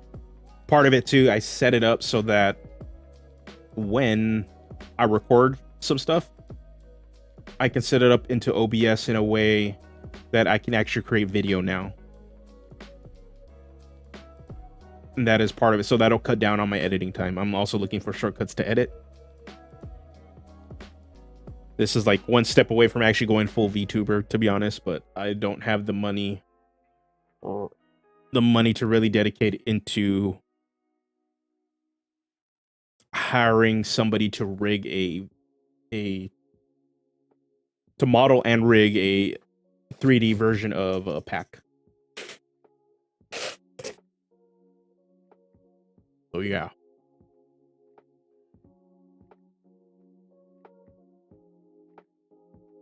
And he even blinks. Okay, so get back into this. So let's get back into this. No, man. Did I say you can do that? Okay. So let's finish writing out Find Familiar. Okay. You learn the Find Familiar or improve Find Familiar. You learn the Find Familiar spell and add it to your spell book. Whenever, hold on, I need.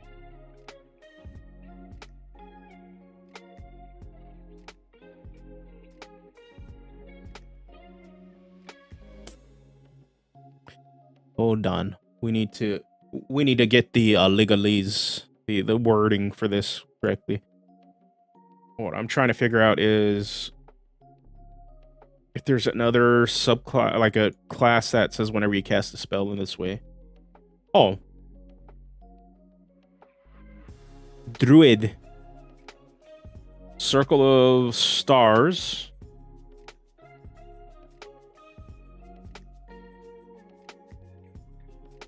Here it is.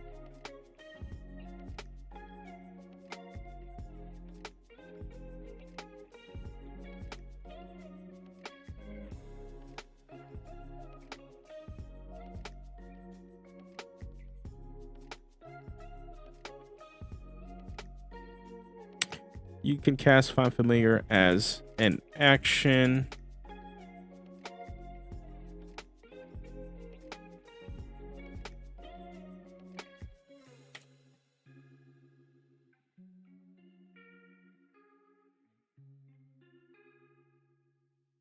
Whenever you cast Find Familiar,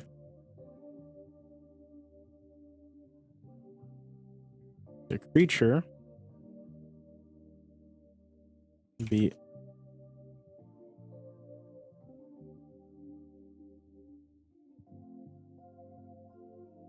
whenever you cast Find Familiar, you can. Whenever you cast Find Familiar, you can.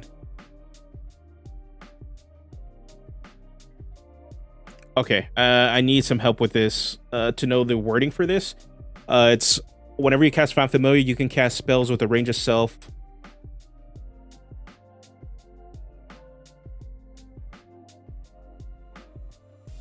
With a range of self on your familiar?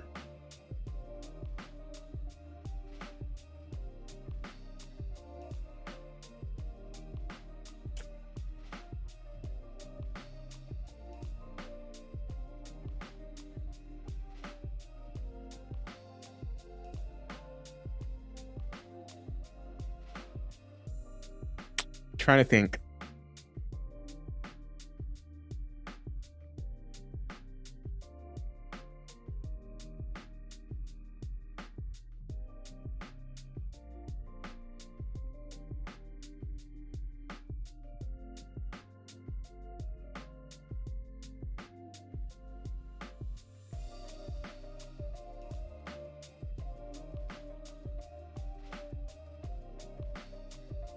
You learn the Find Familiar spell and add it to your spell book. When you cast Find Familiar, as a, you can cast Find Familiar. Actually, hold on.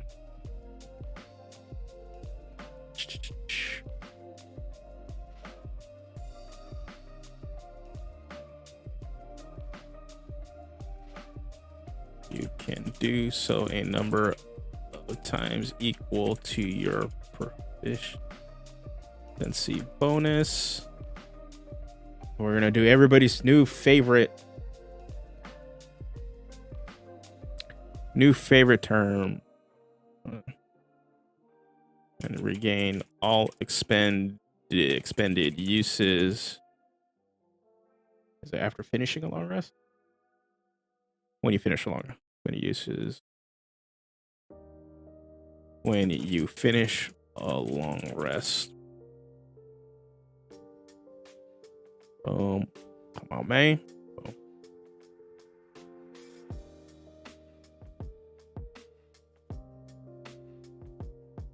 Additionally,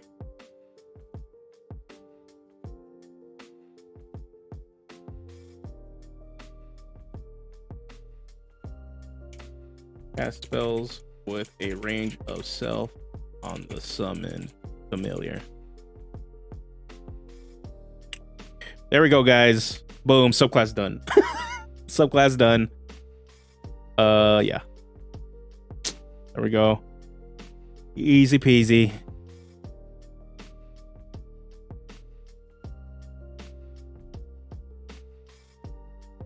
GG's. GG's. First homebrew of 2023 done. I'm kidding. We're gonna get this on an actual like good document, and I'm gonna get some art done and shit. So no, don't worry.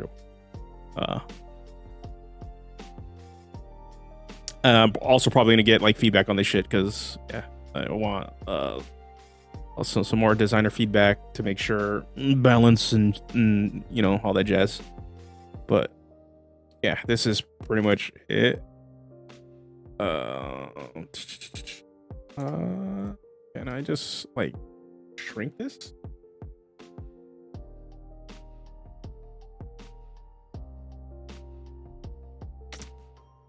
Maybe, I don't know. Because really think about it. Do wizards ever expand their spell list? That's my only worry. It's you don't really see it. You don't really see it. So I'm wondering, like, you could, but I don't know if we should, sort of thing. Hey, man. Cool. Boom. Yeah, so this is just a working document. Yeah.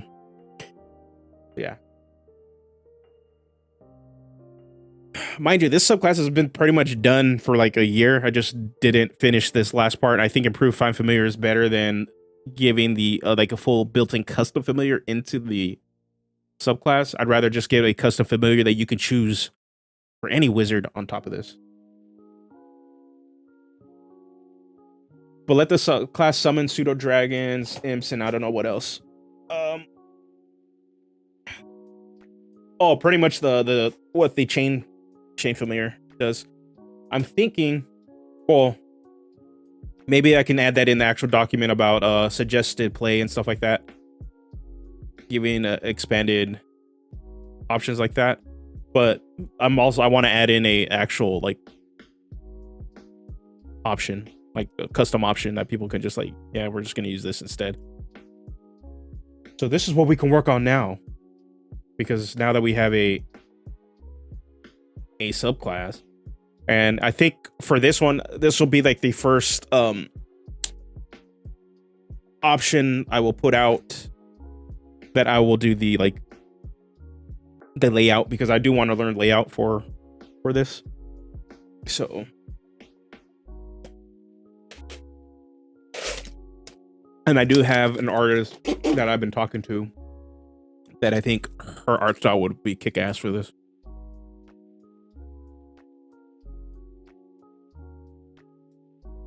So yeah, so there's that.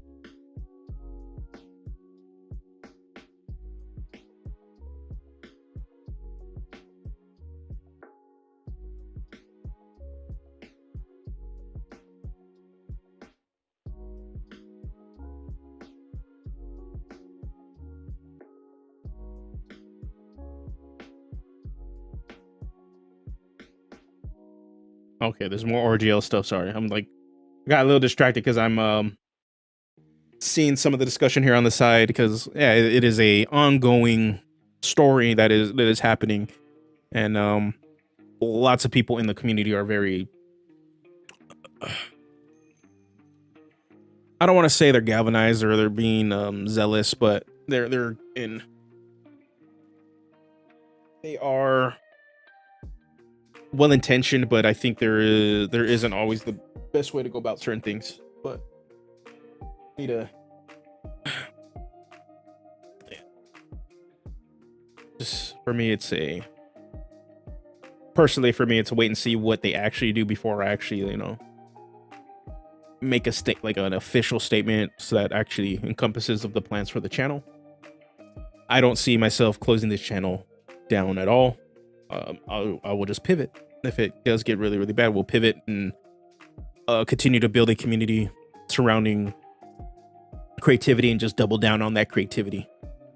That has always been my goal in supporting each other and being creative. Okay. Man, I'm okay. Sorry. I have it looked on my screen as a certain way. I shrink this. Will it matter? Oh. Oh, sick. Okay, cool. I can just shrink the screen, man.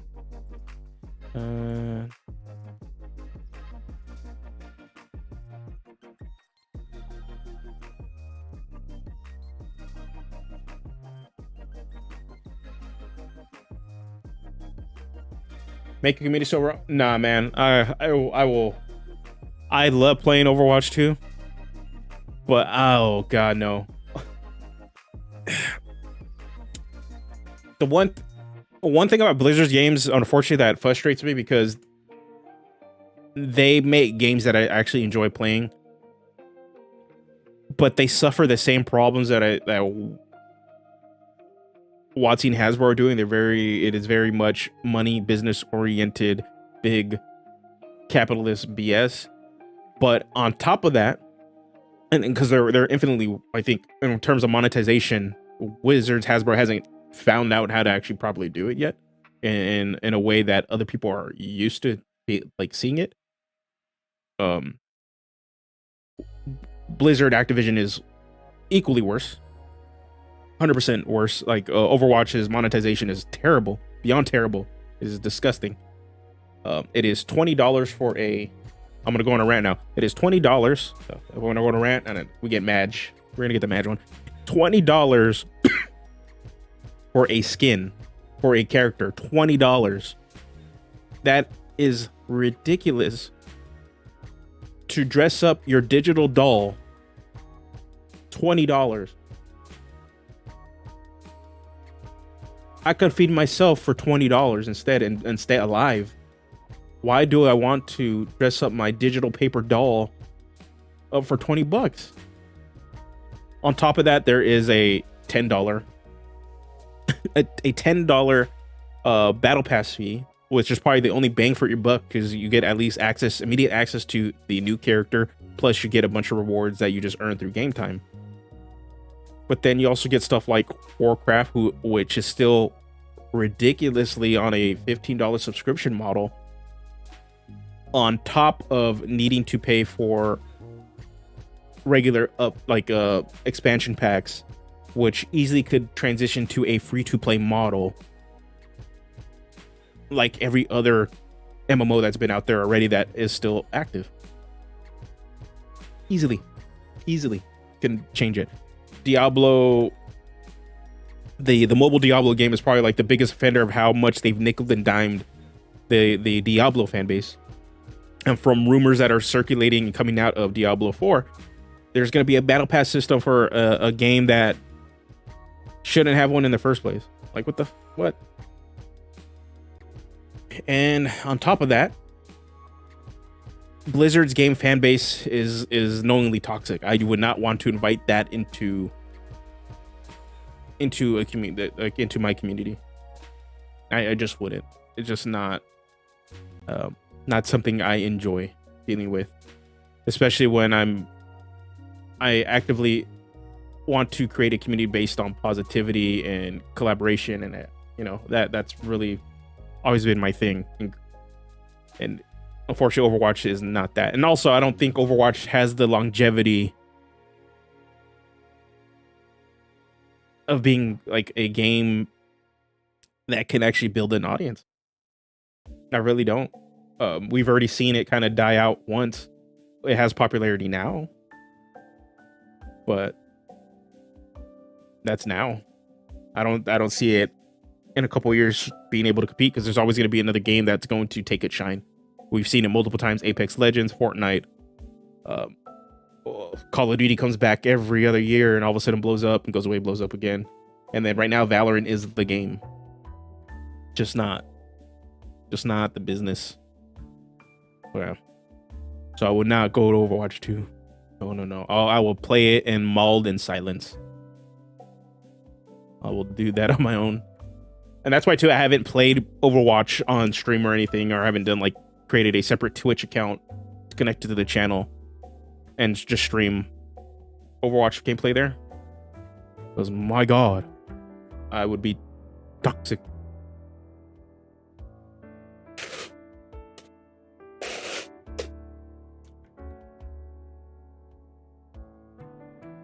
No, thank you. We just want good vibes and chillness.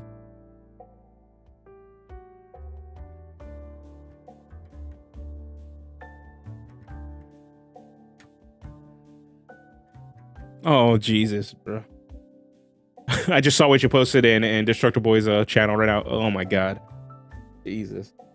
I'm all here trying to be cool vibes and chills, but when I see people say ridiculous things like this,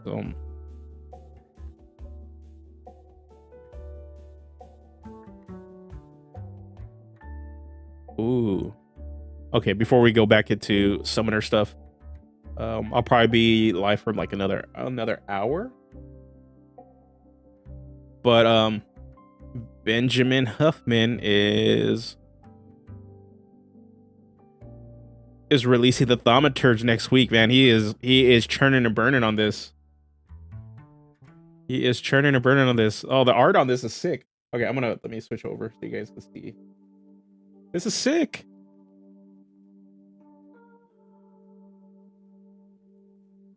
The art on this is sick. My god.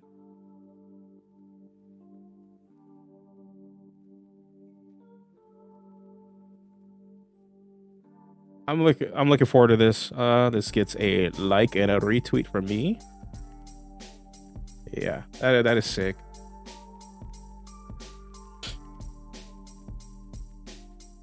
For those that may not be familiar with Benjamin Huffman, he is the designer and responsible for the Pugilist up on the DMs Guild, which is a bare knuckle brawler inspired like subclass, or excuse me, a bare knuckle brawler inspired class that allows you to play like a boxer, an MMA fighter, and he has a subclass for a luchador, and then he also has like MMA, and also just a straight up Street Fighter. You could, yeah, it's all based around that removes the weird aesthetics of the monk, where they're tied, removes the weird cultural aesthetics that they try to apply for the monk, and just focuses on the fighting aspect where you just go around and punch people. So, and I recommend it. It is really well. It is well designed. It is a really solid class. I picked up Ultimate Adventure's handbook, done by Benjamin and also by Ross Leiser, and it is featured in there. And yeah, it helps sell a different kind of fantasy while still doing something familiar that you would normally get out of the monk of being an unarmed fighter, but drops all the baggage and cleans up the actual mechanics and takes the class in a better direction. It's awesome. Thaumaturge is his spellcasting class, so I'm looking forward to this and seeing what he does with this one. He also, for those that want to play melee spellcasters or martial spellcasters, that are in the arcane base, sort of like Pathfinder's Magus, Benjamin Huffman has a Magus for 5th edition that you can also check out on the DM's Guild. It's pretty sick. Making level 10 spells sick. Yeah, this is interesting. Weaving the tapestry. Oh man.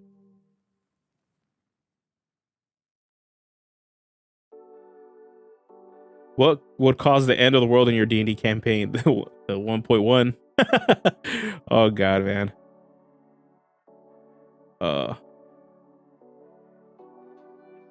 Yeah.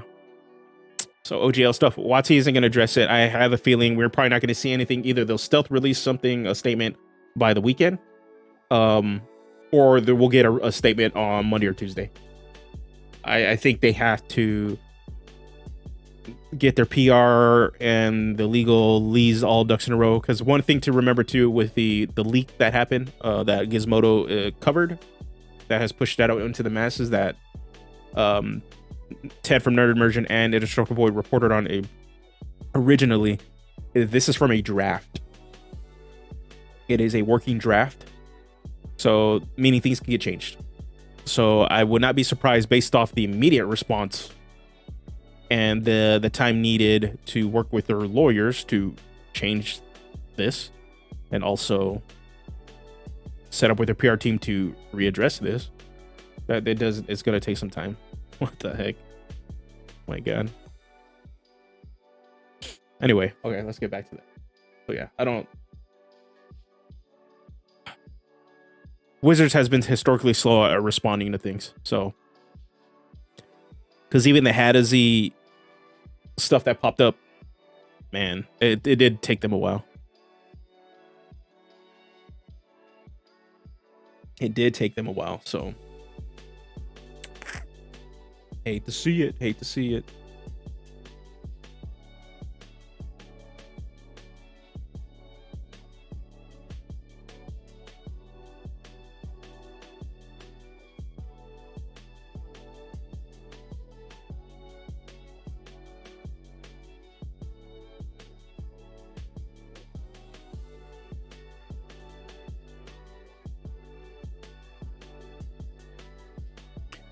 Yeah. Okay, so let's dive into this. Let's dive into this. Okay. So we have this familiar spirit. So this is now we're gonna move this into its own thing, into the what I'm working on right now. So that this is gonna be an option that you can play and choose as a familiar. So we need to have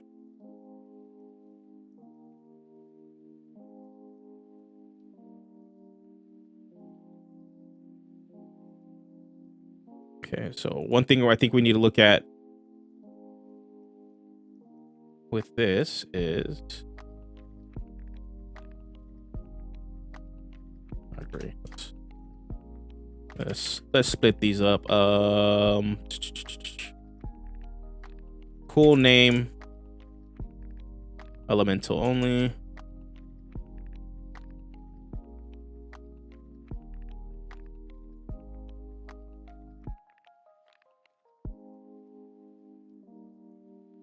ASDF.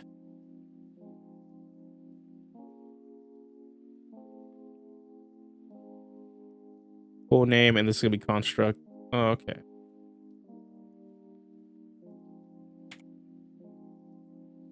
Okay. Actually, give me a sec, guys. I do need to run to the restroom really quick.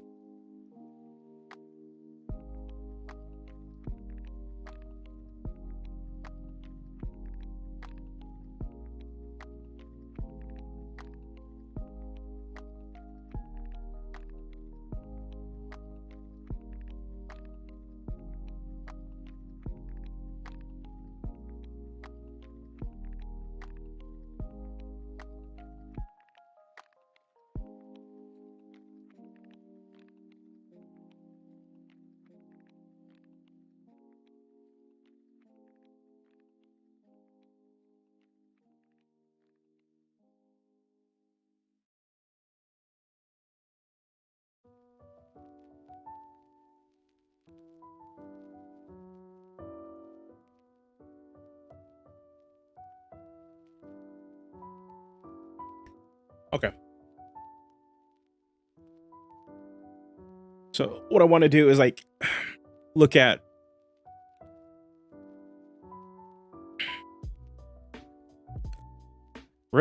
what needs to kind of happen here. So let's kind of dive into what this familiar can do right now before we expand, because I'm not sure if I want to keep the help action aspect of this at all. And if it is going to have a help action aspect, we really need to limit the features that it gets in terms of like the buffs, because the help actions are already really strong.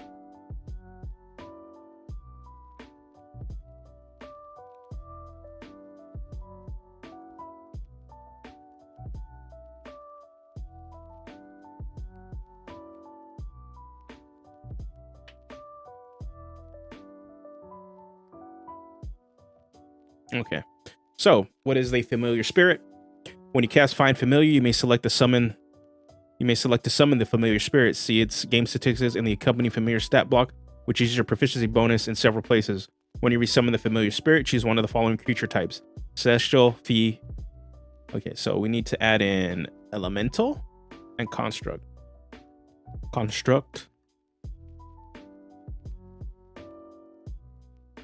Elemental, Fey, Fiend, or Aberration. Additionally, when you summon your familiar spirit, choose one of the following traits. The familiar gains a swimming speed equal to their walking speed and can breathe both air and water. The familiar spirit grows wings and gains a flying speed equal to their walking speed. The familiar has a climbing speed equal to their walking speed. You can determine the cosmetic characteristics of your familiar spirit. Your choice has no effect on its game statistics. So then we get, it's small. Its armor class is 11 plus your proficiency bonus. It only has 10 hit points. Has a speed of 40 feet. Saving throws. What saving throws should we have? What saving throws should we have? Yeah, it's like one of those. Do we need to go to the Monster Manual? Do we? Or we just go to the player's handbook?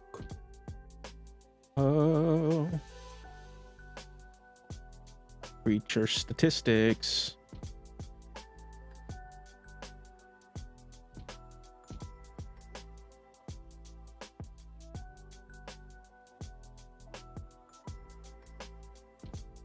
Actually, from what it looks like,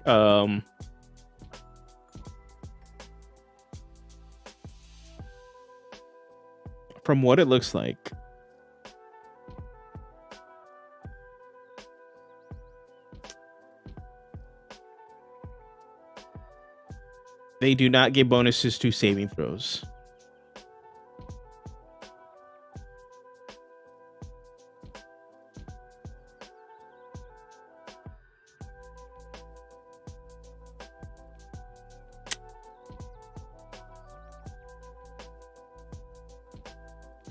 Doesn't look like any. What the heck?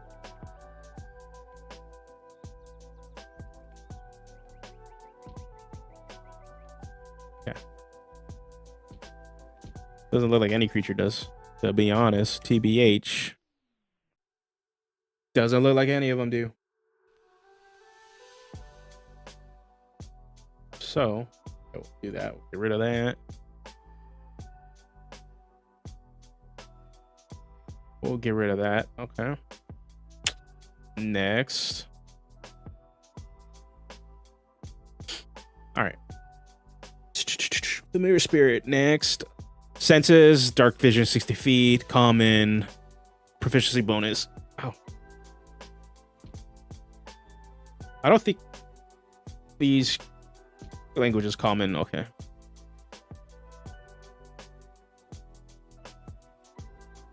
Cool.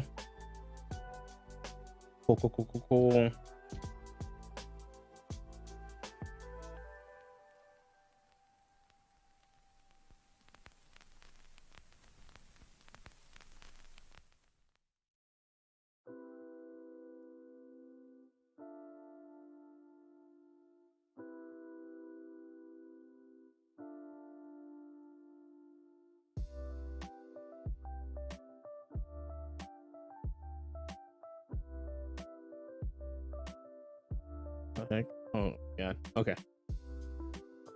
Okay. So then, okay, if we were to continue with the help action that I'm just sitting here thinking about it. Okay, going down, editing more, pressing bonus spirit essence. When you summon the familiar spirit, choose a creature type celestial. We need to add construct.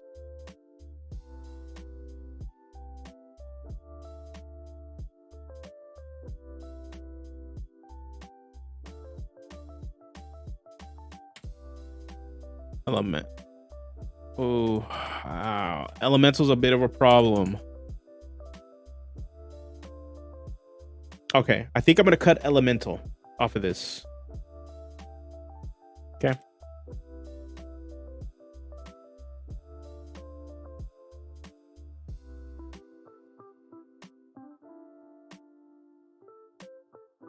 Elemental presents a bit of a problem for the familiar because this is already offering a lot of options of choice. And just by adding elemental on here, we have to add even more levels of choice and which might complicate what we need to do. Let me see if I can figure it out. Construct, elemental.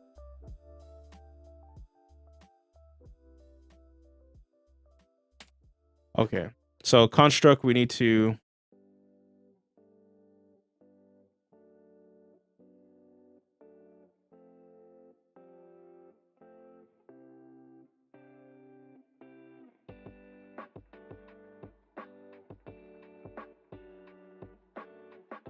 all right, so construct. What kind of damage would a construct do? I would just say bludgeoning, like bludgeoning or force.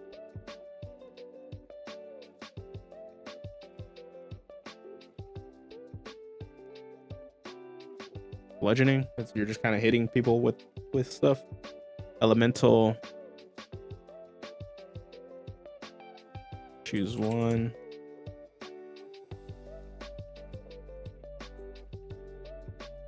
Cold, fire.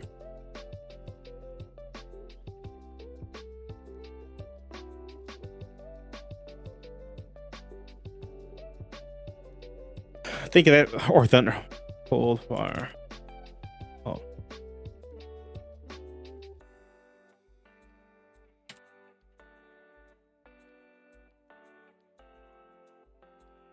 Cold, bludgeoning, cold, fire, or thunder. There we go.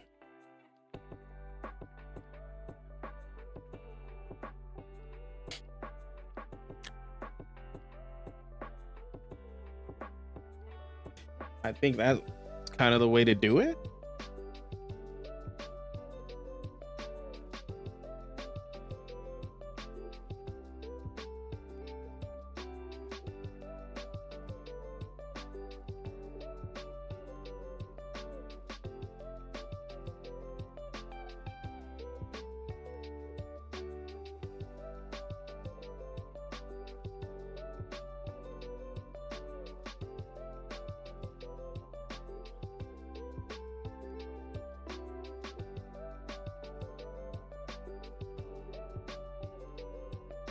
Okay.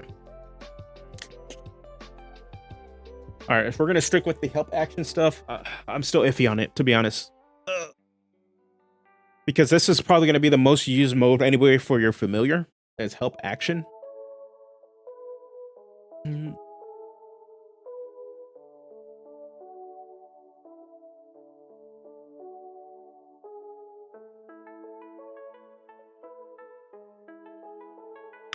So we got Celestial Protection, which is going to be only for Celestials. The general idea is to help protect the caster or whoever.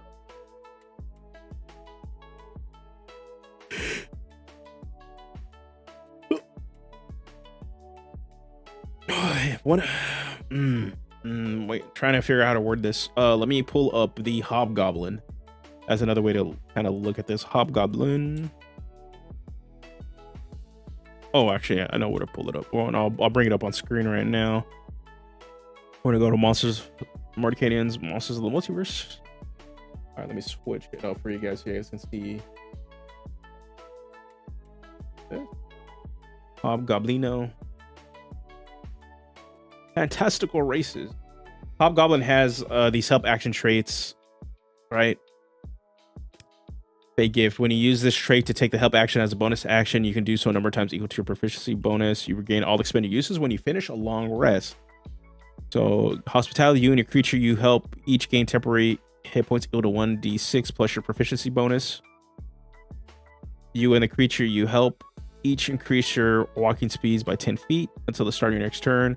Until the start of your next turn, the first time the creature you help hits a target with an attack roll, the target has disadvantage on the next attack roll it makes within the next minute.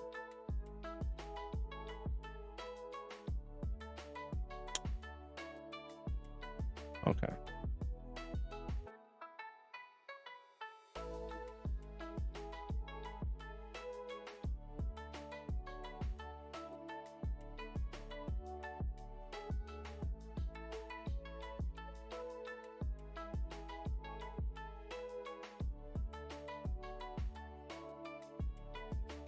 So,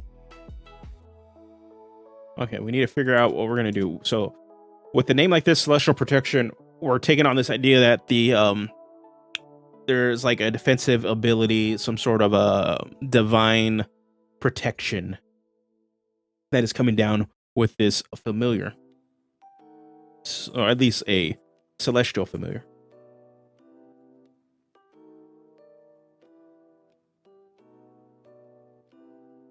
Excuse me, Jesus. So some ideas that I have written down right here is temp HP equal to proficiency bonus. They get resistance to a weapon damage type until this next turn.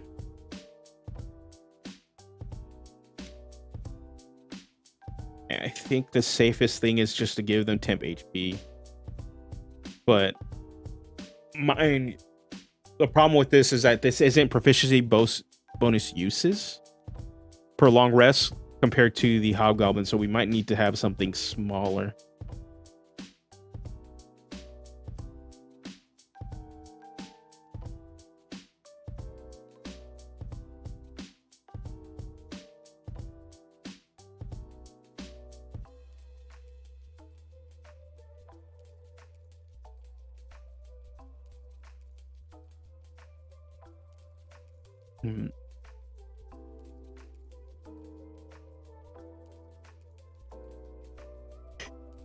We are brewing, or we're trying to finish the summoner subclass actually have for the wizard. So let me go back up. So this has pretty much been done for about a year, but I was working on the luchador, and then I got stuck just with one of the subclass features. We gutted that subclass feature, so we're moving a custom familiar that the subclass was going to be part of its main kit, and move that to an option that I want to have presentable, that you can just choose to be able to use it if you want, in place of a regular familiar instead, that I will attach to this supplement. So instead I replaced it. So going through this one more time so people know, and it's good to see you, Steven. Hopefully the OGL mess hasn't really gotten you down either. So, School of Summoning. The first feature is Planar Connection. You become proficient in the choice of one of the following skills: Intimidation or Persuasion. Additionally, you can add your Intelligence modifier when you make a check using the chosen skill while interacting with an extra planar creature. Helps wizards play in the party phase, even though it's limited. But yeah, just very, very limiting it, but allows them to kind of enter into some party phase roles where wizards traditionally aren't, especially since they're dealing with higher planar beings. Improve Find Familiar. This is going to be like the core mechanic or subclass feature. You can learn the Find Familiar spell and add it to your spellbook. You can cast Find Familiar as an action. You can do so a number of times equal to your proficiency bonus and regain all expended uses when you finish a long rest. Additionally, you can cast spells with a range of self on the summoned familiar. Yeah, I'm in the same boat too. Like I'm still too too small. So it is what it is. I feel bad for our buddies in our group that are much bigger that are really affected by this. All right, next feature at level 6, Greater Summoning. You are capable of empowering your familiar, enhancing its form. As part of casting a spell that summons a single creature, you can dismiss your familiar. When you do, the spell is cast at one level higher than the spell slot used to originally cast it. A creature summoned using this feature cannot be cast above 9th level. When the duration of the spell ends, the summoned creature drops to 0 hit points, you become incapacitated or lose concentration. Your familiar reappears in an unoccupied space within 15 feet of you. You can use this feature again. You can use this feature a number of times equal to your proficiency bonus, and you regain all expended uses when you finish a long rest. So this will allow you to pretty much empower cast one of the new Tasha summon spells. I mean, that's kind of the intent behind this one. And by doing so, you put your familiar away and bring out another creature. And they become a little bit better. Unbreakable Bond, which comes in at 10th level. While you're concentrating on a spell that has summoned a single creature, your concentration cannot be broken as a result of taking damage. If your familiar or summoned creature were to drop to 0 hit points, as a reaction, you can channel arcane energy to keep them on the plane, instead dropping them to 1 hit point. You must finish a long rest before using this feature again. Ooh. It would be fun if it also let the summoned creature have the familiar traits. Ooh, that'd be interesting. Do you really want...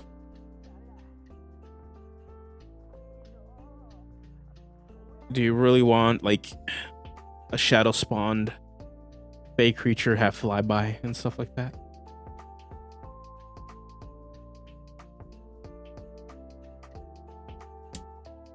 It'd be sick.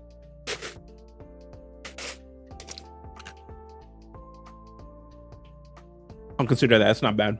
Actually, that's actually pretty fun.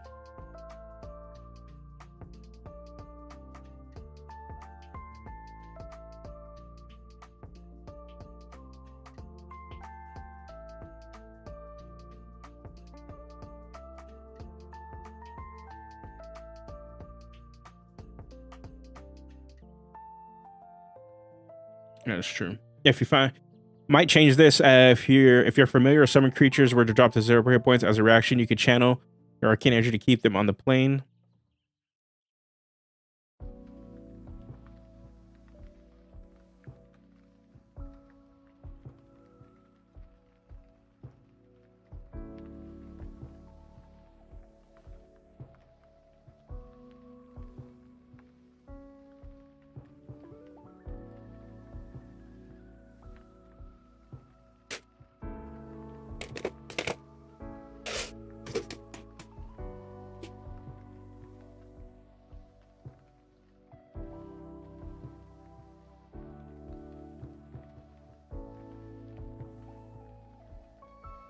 What is this? That's...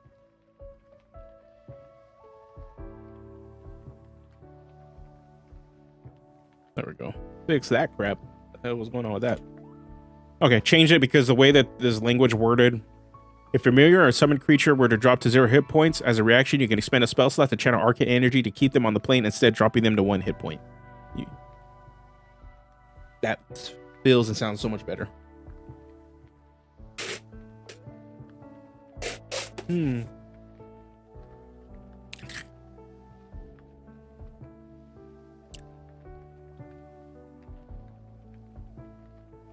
All right.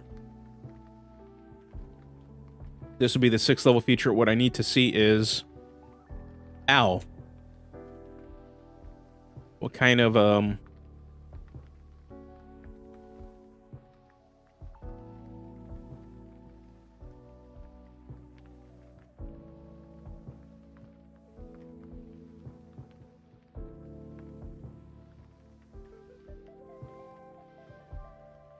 Okay, so one of the things I'm gonna. Okay, you guys see it right here. Okay, so what's down? What the heck? Okay, how to refer to these traits though, right here, in terms of like the ruling on them. Because I'm down to add that in the level 6 feature.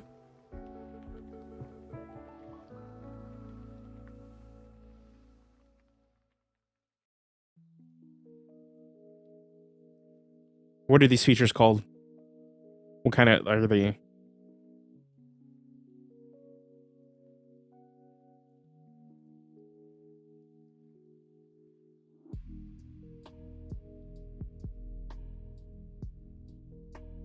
Are they just like monster traits, or what are they?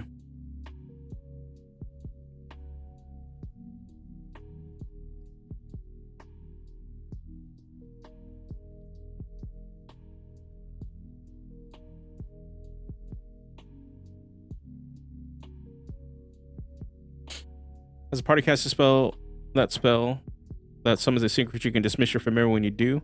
The spell is cast at one level higher than the spell you used to originally cast it. And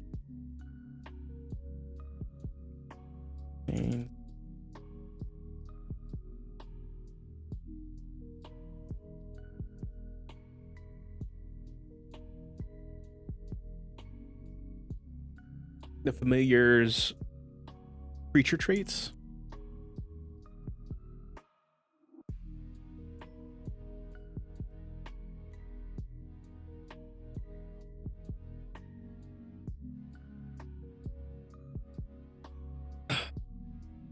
Just saying, Dragon Spirit with Flyby is pretty dumb. Just gonna put that out there. Guys.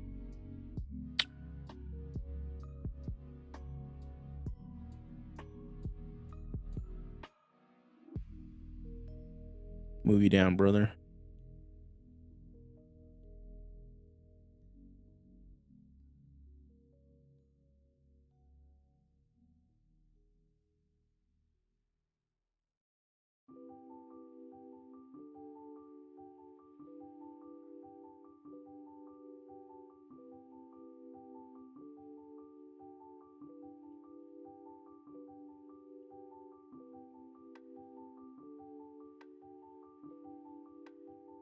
Yeah, that's why. So I'm trying to figure out if it is codified somewhere, like, okay, we can just easily refer it to it, but that's why I don't know. All right. And then Unbreakable Bond. While you're concentrating on a spell that is summoned, a single creature concentration can't be broken as a result of taking damage. Like I said, now to use a spell slot, you expend a spell slot to keep the creature on play instead of dropping them to 1 hit point. Okay, True Summoning, which is their capstone. When you use your greater summoning feature, you may make the summoned creature or summoned form permanent. The summoned creature no longer needs to concentrate to maintain it. Lasts indefinitely. You can command the summoned creature as a free action. If the summoned creature is reduced to 0 hit points, you attempt to summon. You attempt to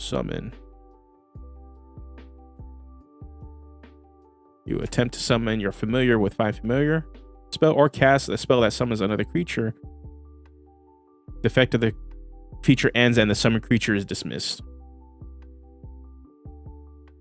Boom. So yeah, this is basic, simple subclass. So this is what we have here. It is pretty much done, to be honest. But now it's just getting this little extra thing I want to add into this document. And then I'm probably gonna redo the layout on this completely because this is not how. Oh, I'm a dummy. I'm over here talking about it, not even having it on screen. Yeah, what's going on, Flutes?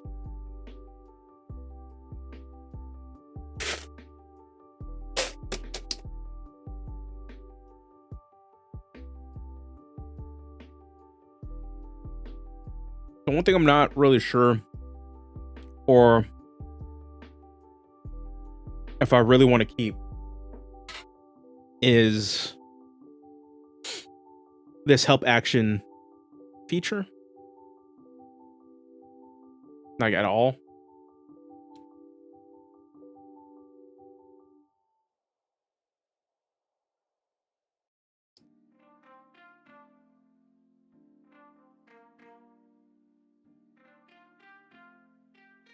Auto, baby.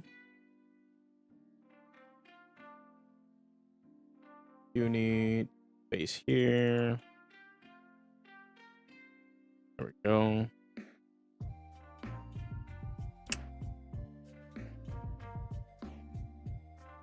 Because tying this feature to help action does limit what it can do, but even though the help action is kind of going to be something, so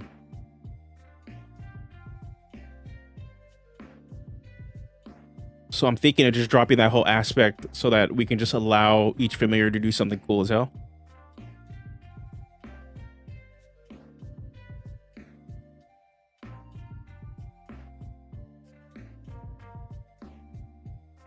And maybe tie some of these.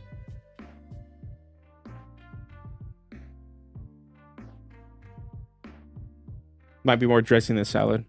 Yeah. What I'm thinking is this is just like an additional thing to add onto the subclass.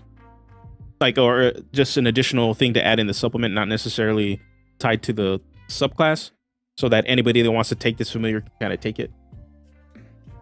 I'm doing, yeah. Well, actually, I'll show. Blues came in. This has been sitting in my saved file folder for about a year. It is a full summoning subclass that pretty much never got finished. Pretty much, yeah, today we finished it. Hey, what's going on? What is going on? What's going on, Taryn? What's going on, everybody? So yeah, I've had this subclass sitting in my save files for a year, and since I was busy working on the luchador, I never went to finish this. So now it's like, well, I'm done with that. I want to finish this, and actually today we did finish it because we removed the special class familiar, and now we moved it over here. Hey, thanks for the sub, Evander. Thank you. So yeah, we moved it out and just, you know, there we go. Thank you. This is actually first time playing with this PNG tuber thing right now. Normally I have my cam on, but I want to chill today.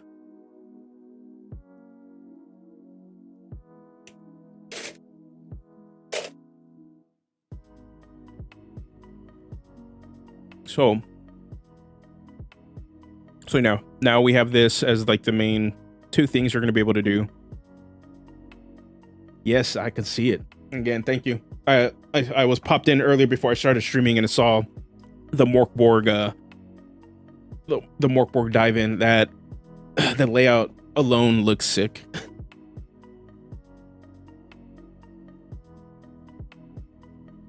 And it's all aesthetic is awesome. Tell the truth, you're in no shape to stream. Nah, I'm chilling, bro.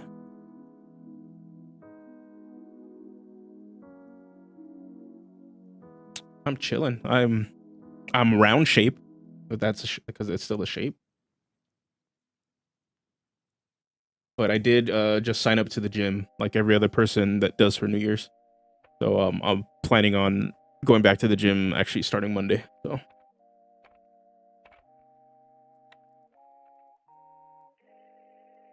I want to do that. Yeah.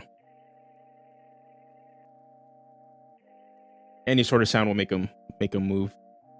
But this isn't like, I can actually show you guys something. I think I showed Daryl earlier, but I can change. Laugh. Want to get a bit madge. So yeah. We are not restricted to one boy. Okay. But Anyway, back to this.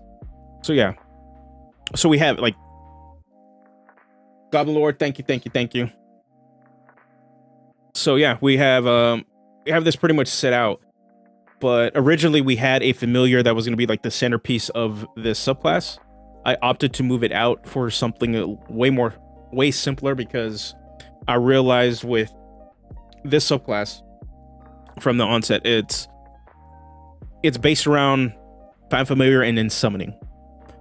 But there is no improvement to Find Familiar. So, and that was the big thing. There was no improvement to Find Familiar. It's just you would still have to use Find Familiar before combat. So that's what improved Find Familiar changes. You can use it as an action, but it's limited to everybody's favorite proficiency bonuses per long rest. Just the way it is. So you can do it as an action so that you can actually cast Find Familiar in combat when needed, since that is going to be like your cornerstone, the main component to this subclass. Yeah, definitely. Luchador, the whole class, you can check out everything up on the DM's Guild in the preview. So everything. So you'll see every subclass, the entire document. I have it there for you to check out.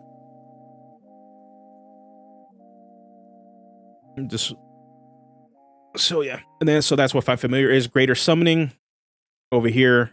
This is where we can actually take our familiar and then use it and transform it into one of the other single summon spells that was introduced in Tasha's. So as a part of casting that spell that summons a single creature, you can dismiss your familiar.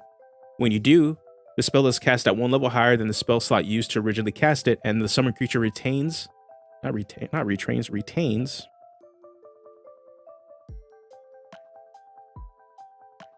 the familiar's creature traits. We're still trying to figure out the wording for this, because this is what the intention behind this right now is. And I change the color. The intention right there's now is like you summon aberration, it still has flyby, like stuff like that if it was originally the owl. So yeah. So I need to figure out the wording for it correctly to make sure that that actually makes sense, because I don't want you to think, yeah, you're summoning an aberration with summon aberration, but it still has the hit points and everything of an owl, you know? Like, no, you just get some of the other traits. So we're still gonna figure that one out. So there's that, and then Unbreakable Bond makes it so that the creature that you summoned, you can't break concentration as a result of taking damage.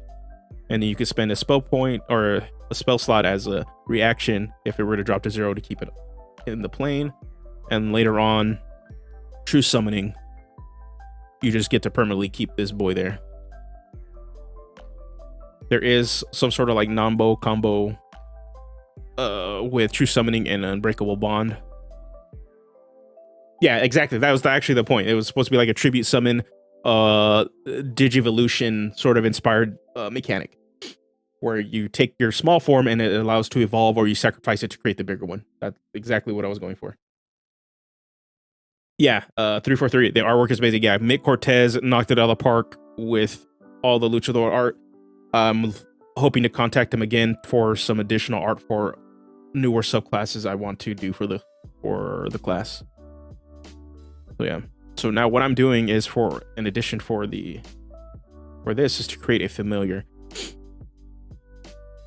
This originally was going to be the main piece of the subclass, but I opted to just kind of just shunt it off into its own thing to add into this document for it, so that any person that wants to use a familiar can use it.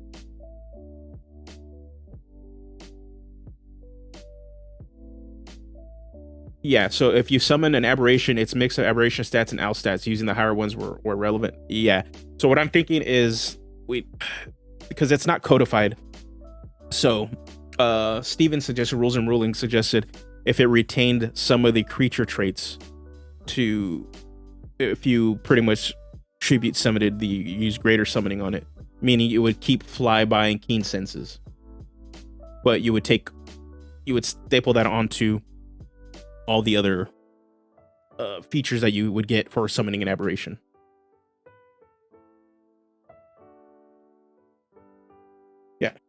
Yeah, the only we looked at the list. The only two non-summoning spells, the only two spells they don't get, wizards get, is Summon Beast and Summon Celestial. That's it. They get every other Tasha summon spell.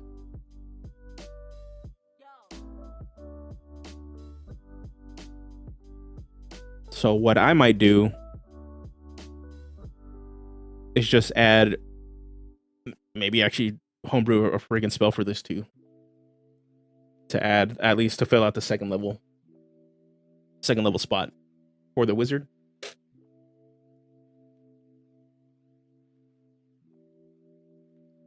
We'll go along with this.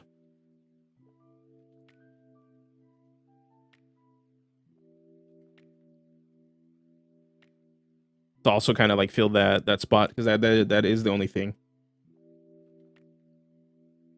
Yeah, hoping to kind of finish this. I'm still not sure. This is where I'm getting hung up on the familiar part. Originally, yeah, we do because it's only beast. So, but familiar assistance. Originally, this was tied to the help action. I'm not enjoying it.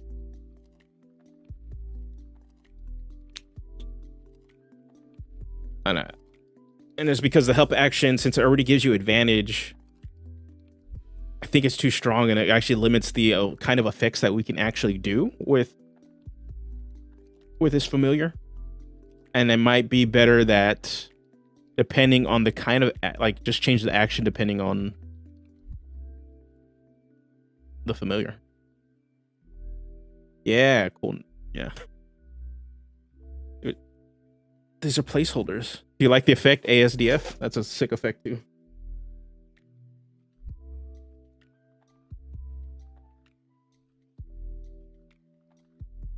Yeah, I think we're gonna just gut this. I don't want this tied exclusively to the help action. I don't.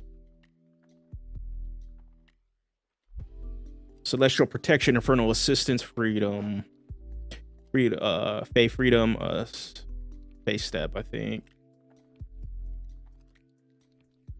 Okay.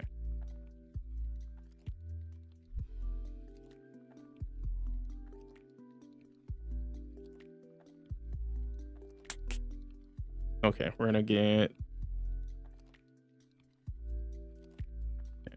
Give me a sec.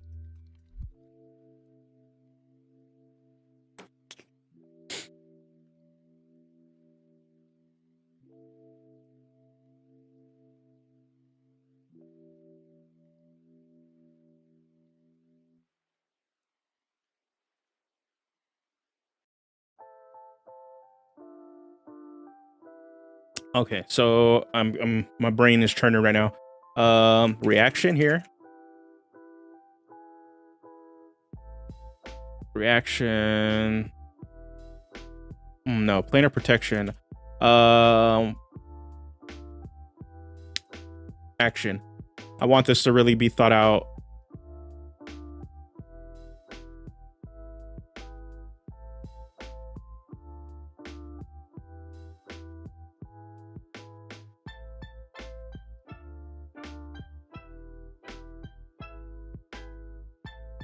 Attack. Ideas here.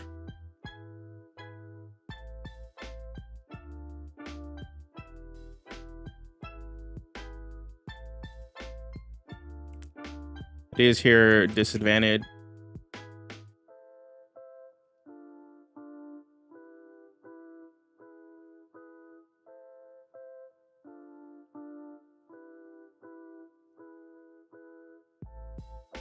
What is it called?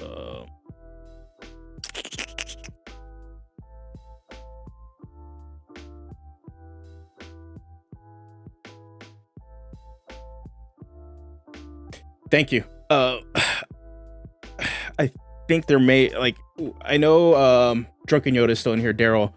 He and I talked a bit, and possibly getting the Luchador completely done in a Spanish language version.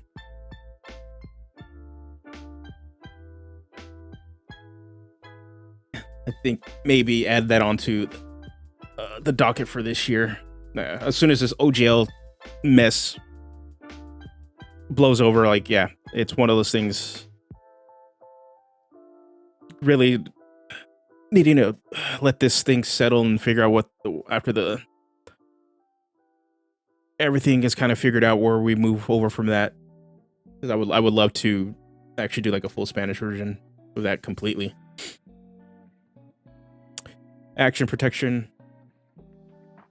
What is it?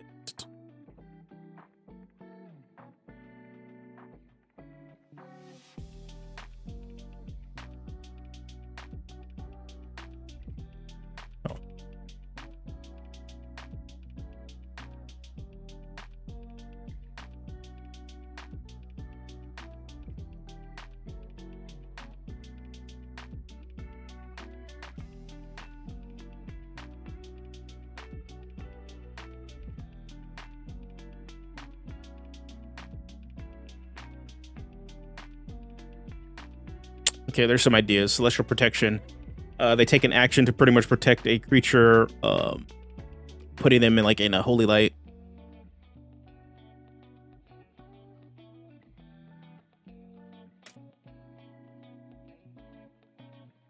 And the option is the next attack made against them has disadvantage, or they have resistance to the next attack that deals bludgeoning, piercing, or slashing damage. I'm leaning towards the disadvantage thing, to be honest.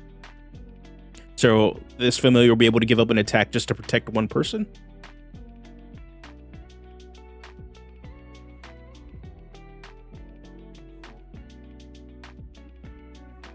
Yeah, no.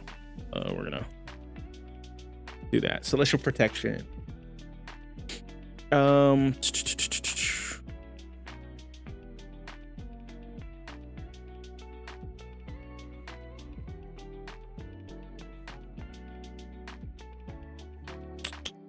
That's what I'm thinking here. Infernal assistance.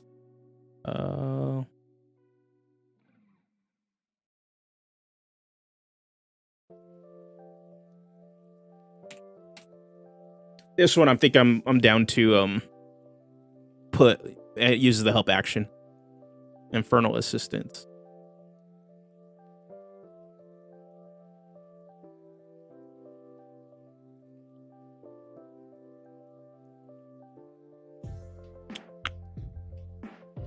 Trying to think what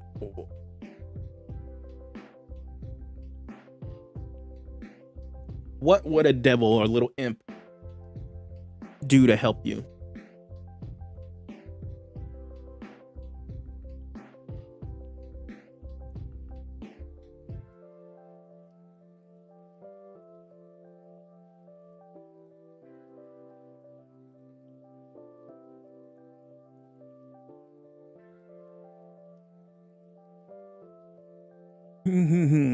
Phase step, I think, honestly, just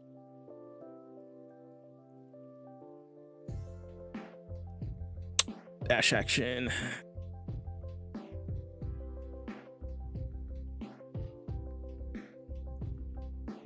Make deal for soul, yeah.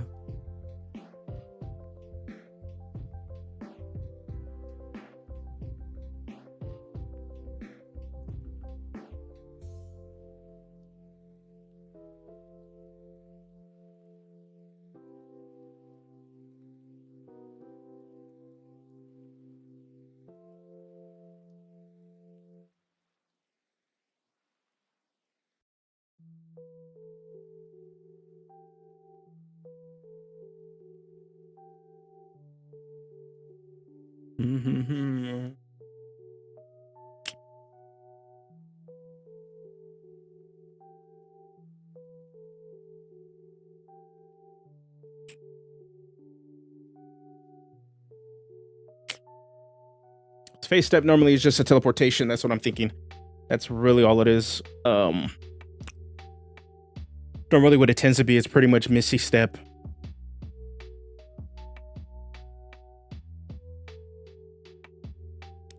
Trying to think of Infernal Assistance because I don't want it to be just an offensive thing.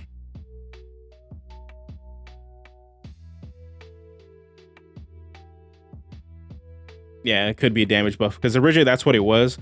But I'm thinking maybe have different actions for different parts of the game for this, but I don't know. I think that might not be the play, to be honest, because I think part of the fantasy behind this,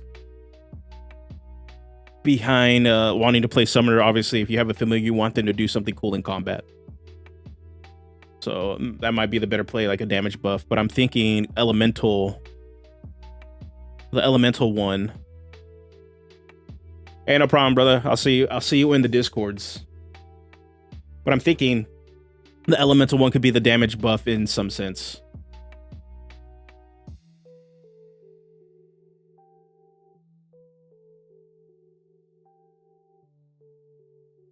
Elemental Torrent. Let me see the idea. Oops.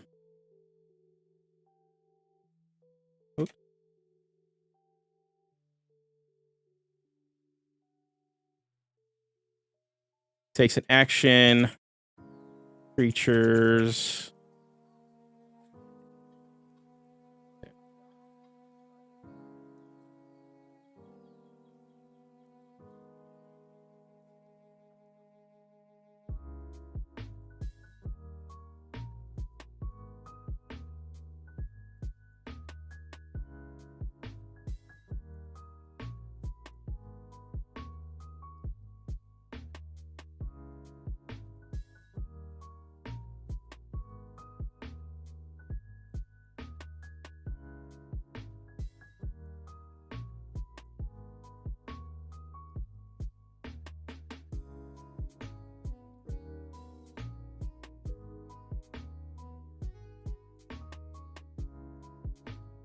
Something like that. So this Elemental familiar needs to give up their turn, but pretty much it stands there like as I told them, to giving off this like elemental wave of energy, so that any of your allies that are standing within this 10-foot deal extra damage on their attacks equal to your proficiency bonus. Just adding that on top of it. Your familiar casts a strong light on the target, making attacks against them. The disadvantage of the attacker fails a save or no save. One turn around the duration. Yeah, that's what I'm thinking too. Maybe having it be a reaction.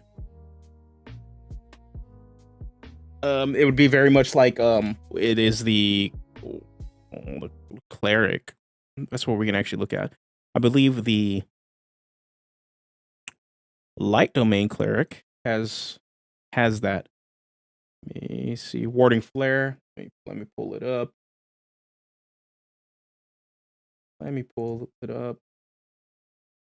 Yeah, they have warding flare. Warding flare. Come on. Come on. Come on. Oh, okay.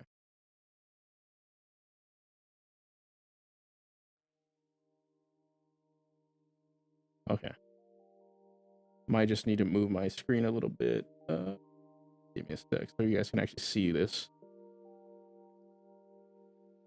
Oh no, that is the wrong thing.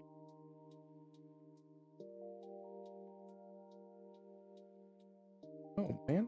Oh my man. There we go. Let me do this. Okay, here we go. The warding flare. Also, at first level, you impose a divine light between yourself and an attacking enemy. When you attack an enemy attacked by a creature within 30 feet of you that you could see, you can use your reaction to impose disadvantage on the attack roll, causing light to flare before the attacker before hits or misses. An attacker can't be blinded, is immune to this feature. So it'd be something like that. I'd probably impose probably a harder restriction where it needs to be like the next melee attack. And just see how that plays.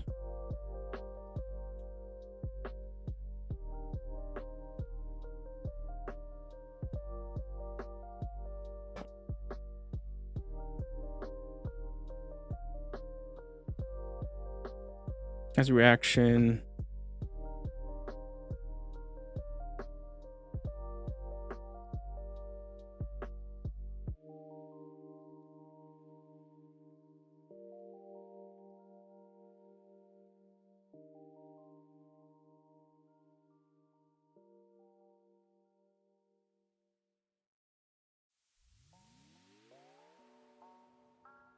Divine Light.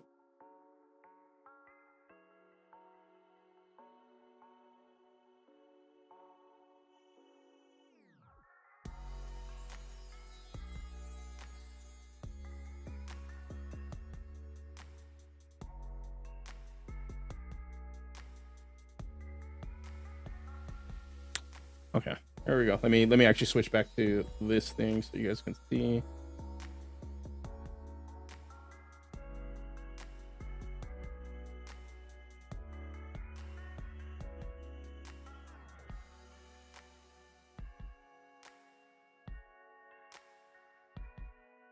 Right here. Okay.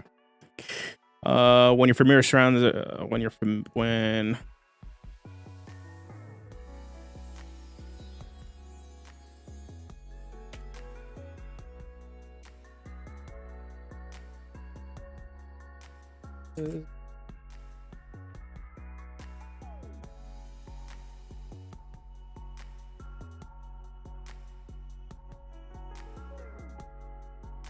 action.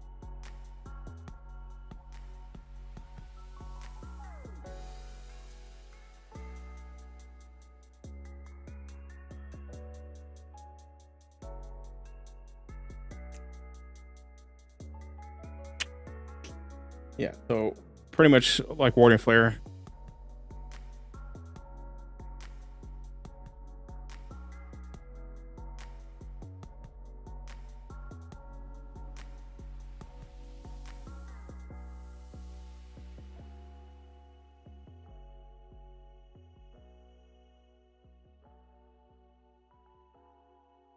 Definitely needs to get cleaned up. So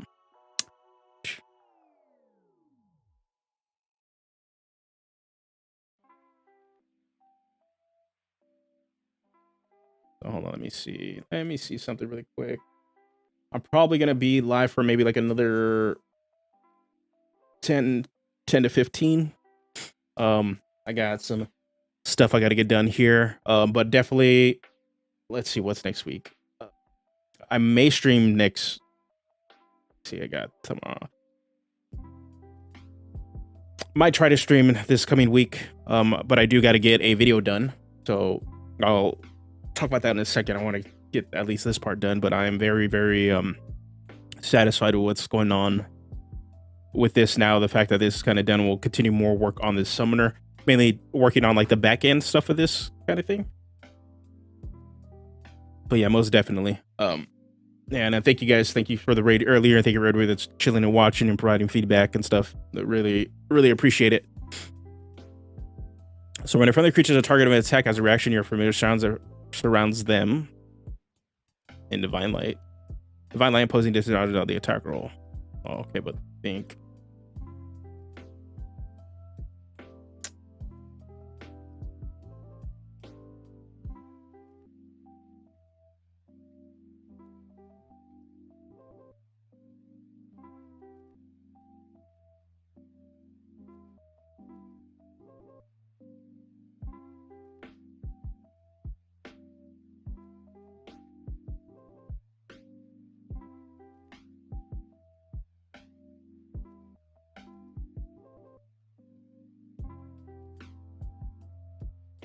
Then 30 feet. There it is. So when a friendly creature within 30 feet of your familiar is attacked by a creature, as a reaction, your familiar surrounds them in Divine Light.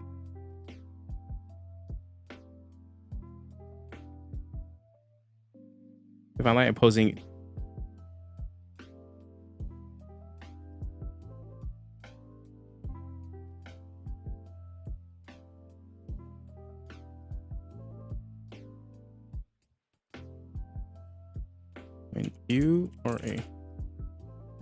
When you are a friendly creature within 30 feet of your familiar is attacked by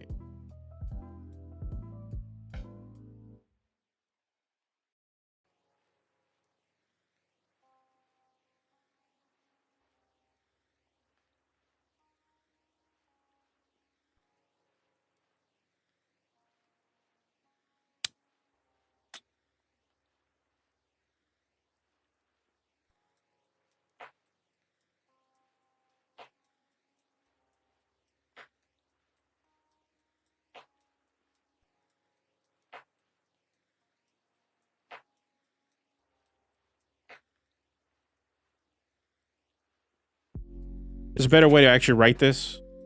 And I'm probably gonna have to clean this up. I don't like how this is actually looking. When you are a friendly creature within 30 feet of your familiar is attacked by an enemy, as a reaction, your familiar shreds you or the friendly creature in divine light, imposing disadvantage on the attack roll. Pretty sure there's a cleaner, shortened way to do this. That's what this is.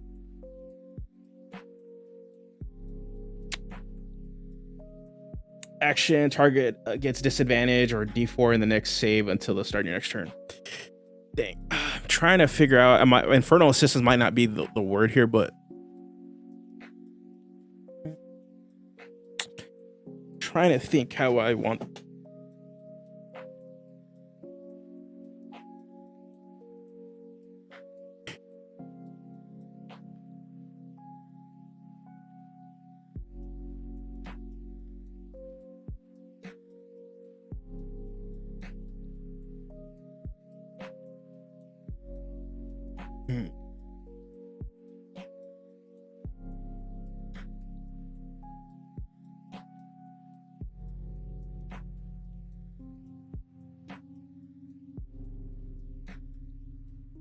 Might not be Infernal Assistance. It would be funny, like the Infernal one. The familiar can use a reaction whenever like a creature fails a save or an attack or something like that. That it just like burns them.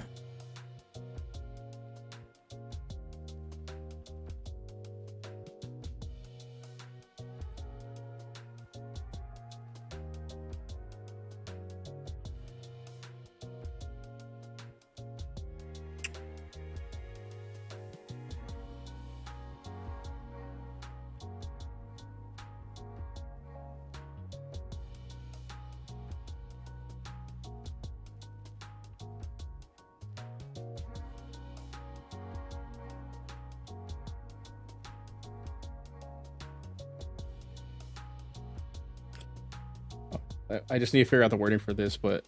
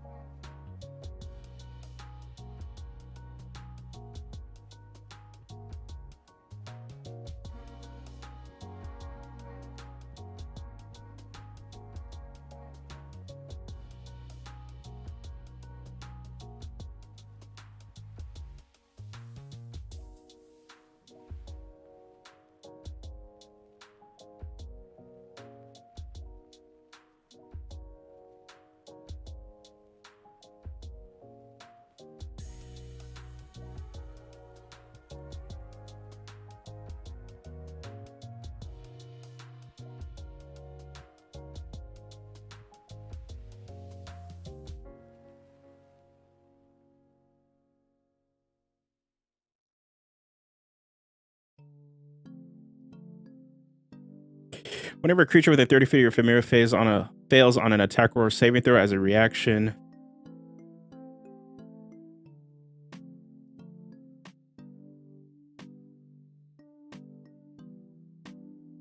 Fight the right word. Fight. Okay.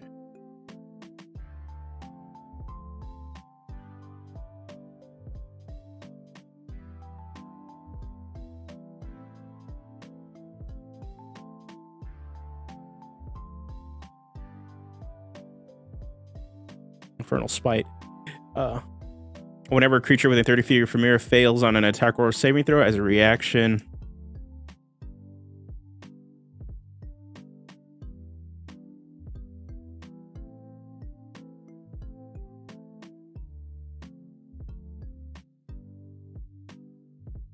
attack roster as a reaction.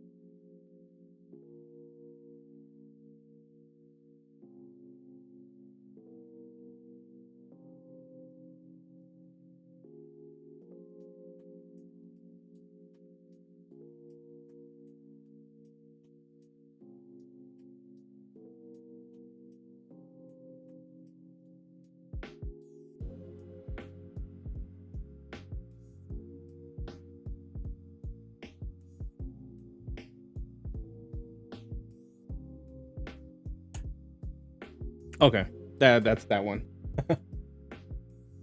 So yeah, this will turn an Infernal Spite. Whenever a creature within 30 feet of your familiar fails on an attack roll or saving throw, as a reaction, your familiar launches a flame at them, dealing 1d4 plus fire damage equal to your proficiency bonus.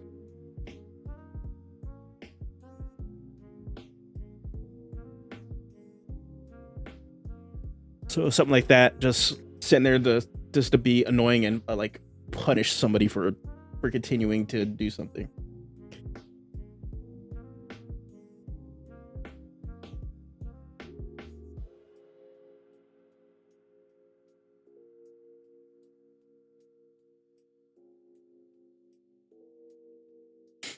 All right. Oh lordy. Okay, so I do want to open this up. Okay, we're gonna kind of close it on this last thing. I will definitely be back later, not tonight, but sometime hopefully this coming week. But before I kind of wrap it up, again, I just want to say thank you guys for helping me out with this. Pretty much this is almost done. We'll probably also work on a at least an additional summoning spell for 2nd level to kind of help filter and move this out. And then hopefully maybe by February, if I'm lucky, that I can get. Actually, I shouldn't even make any promises on like when I will get this out, because I do want to get some art for this and get redo the layout for this completely. But before we go, 2 things. I saw this posted on. Okay, so Ray Winninger, he used to be the head of Wizards. He silently left the company, and I'm assuming possibly no idea why. It was just kind of like, okay, he's no longer with the company, boom. He released a statement regarding the OGL. I'm hoping Wizards of the Coast reverses course on the proposed changes to the open gaming license. In the meantime, if you're not a lawyer, your opinions about how contractual language should be interpreted by the courts are not useful and might even be harmful. Unfortunately, I'm seeing a lot of bad analysis and advice take root in various discussions forums and on social media. The relevant legal issues may seem simple to you. They are not. For now, my recommendation is spend your energy using those usual channels to let Wizards know how you feel about the proposed changes. Politely, of course. I guarantee they're paying attention. Yeah. This is I'm gonna be honest, something I've had issues with other content creators on this platform that have attempted to use their larger fan base, and their larger audience to spread a little bit of disinformation, acting as armchair lawyers. They're not. And I highly suggest to take what Ray is saying to heart, because this is a big deal. Me and every other content creator are not lawyers in any way. We are very much like you, and we are very, very upset. And many of the highly successful content creators have a monetary incentive and stake in what's going on, and are very, very frustrated with the potential course that Wizards is taking. all I ask for you guys watching is to get as loud as we're getting. Do it in a respectful manner, because like what Ray's saying, they are listening. Because this is a big deal. This will shape the course of what's happening with the game.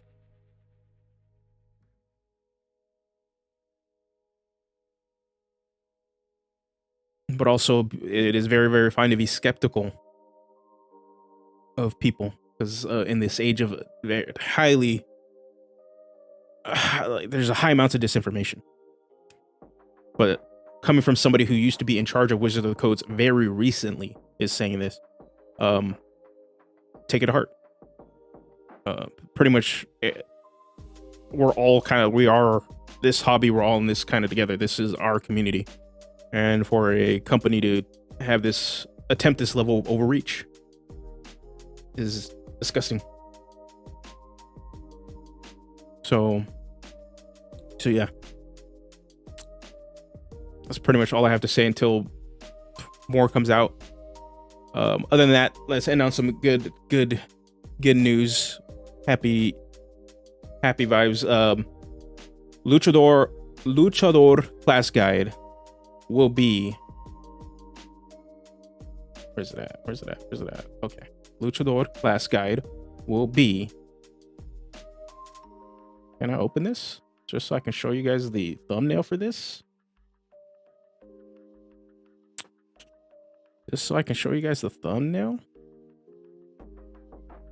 Okay, never mind. Oh man, it's gonna open up Photoshop. Either way, Luchador class guide will be out Friday, the latest. So it'll be another way for you guys to check out the subclass, or check out the class and all the subclasses I mentioned, how my design process and how I played it, everything. I think. Can I open it? It's not gonna pick up. Okay. So yeah, you guys will see it. I really want to show you guys the thumbnail because it's. Yeah, let's open this. Okay, let's show you guys the thumbnail. Boom, there we go. Thumbnail, Luchador class guide. If I can get out earlier, maybe Wednesday, I will do it. Just the editing's taking some time. It's been a very, very long time since I did a full long form video. I think the last one I did was the Lunar Sorcerer one, and even then, that was a struggle to get through. And this one is kind of like my baby, so I want to really get it tight. So yeah, so there's gonna be a class guide for this, going over the class, breaking it down, going over my design philosophy, and also in general how to play the class. So yeah, expect that one next Friday, the latest. If I can get it out earlier, I will get it out earlier. And following that, we'll get some shorts going, and then we'll get a couple more, another video by the end of the month. So yeah, there's that. Hopefully I can stream next week. I just know with the wedding coming up, it's going to be a lot tighter. So with that said, again, thank you guys for tuning in, hanging out with me. There's more to come this year. This year's going to be a wild one. We're starting off rocky, but hopefully things smooth out as the year continues. So you guys take care. I'll be back later with more. You guys have a good one.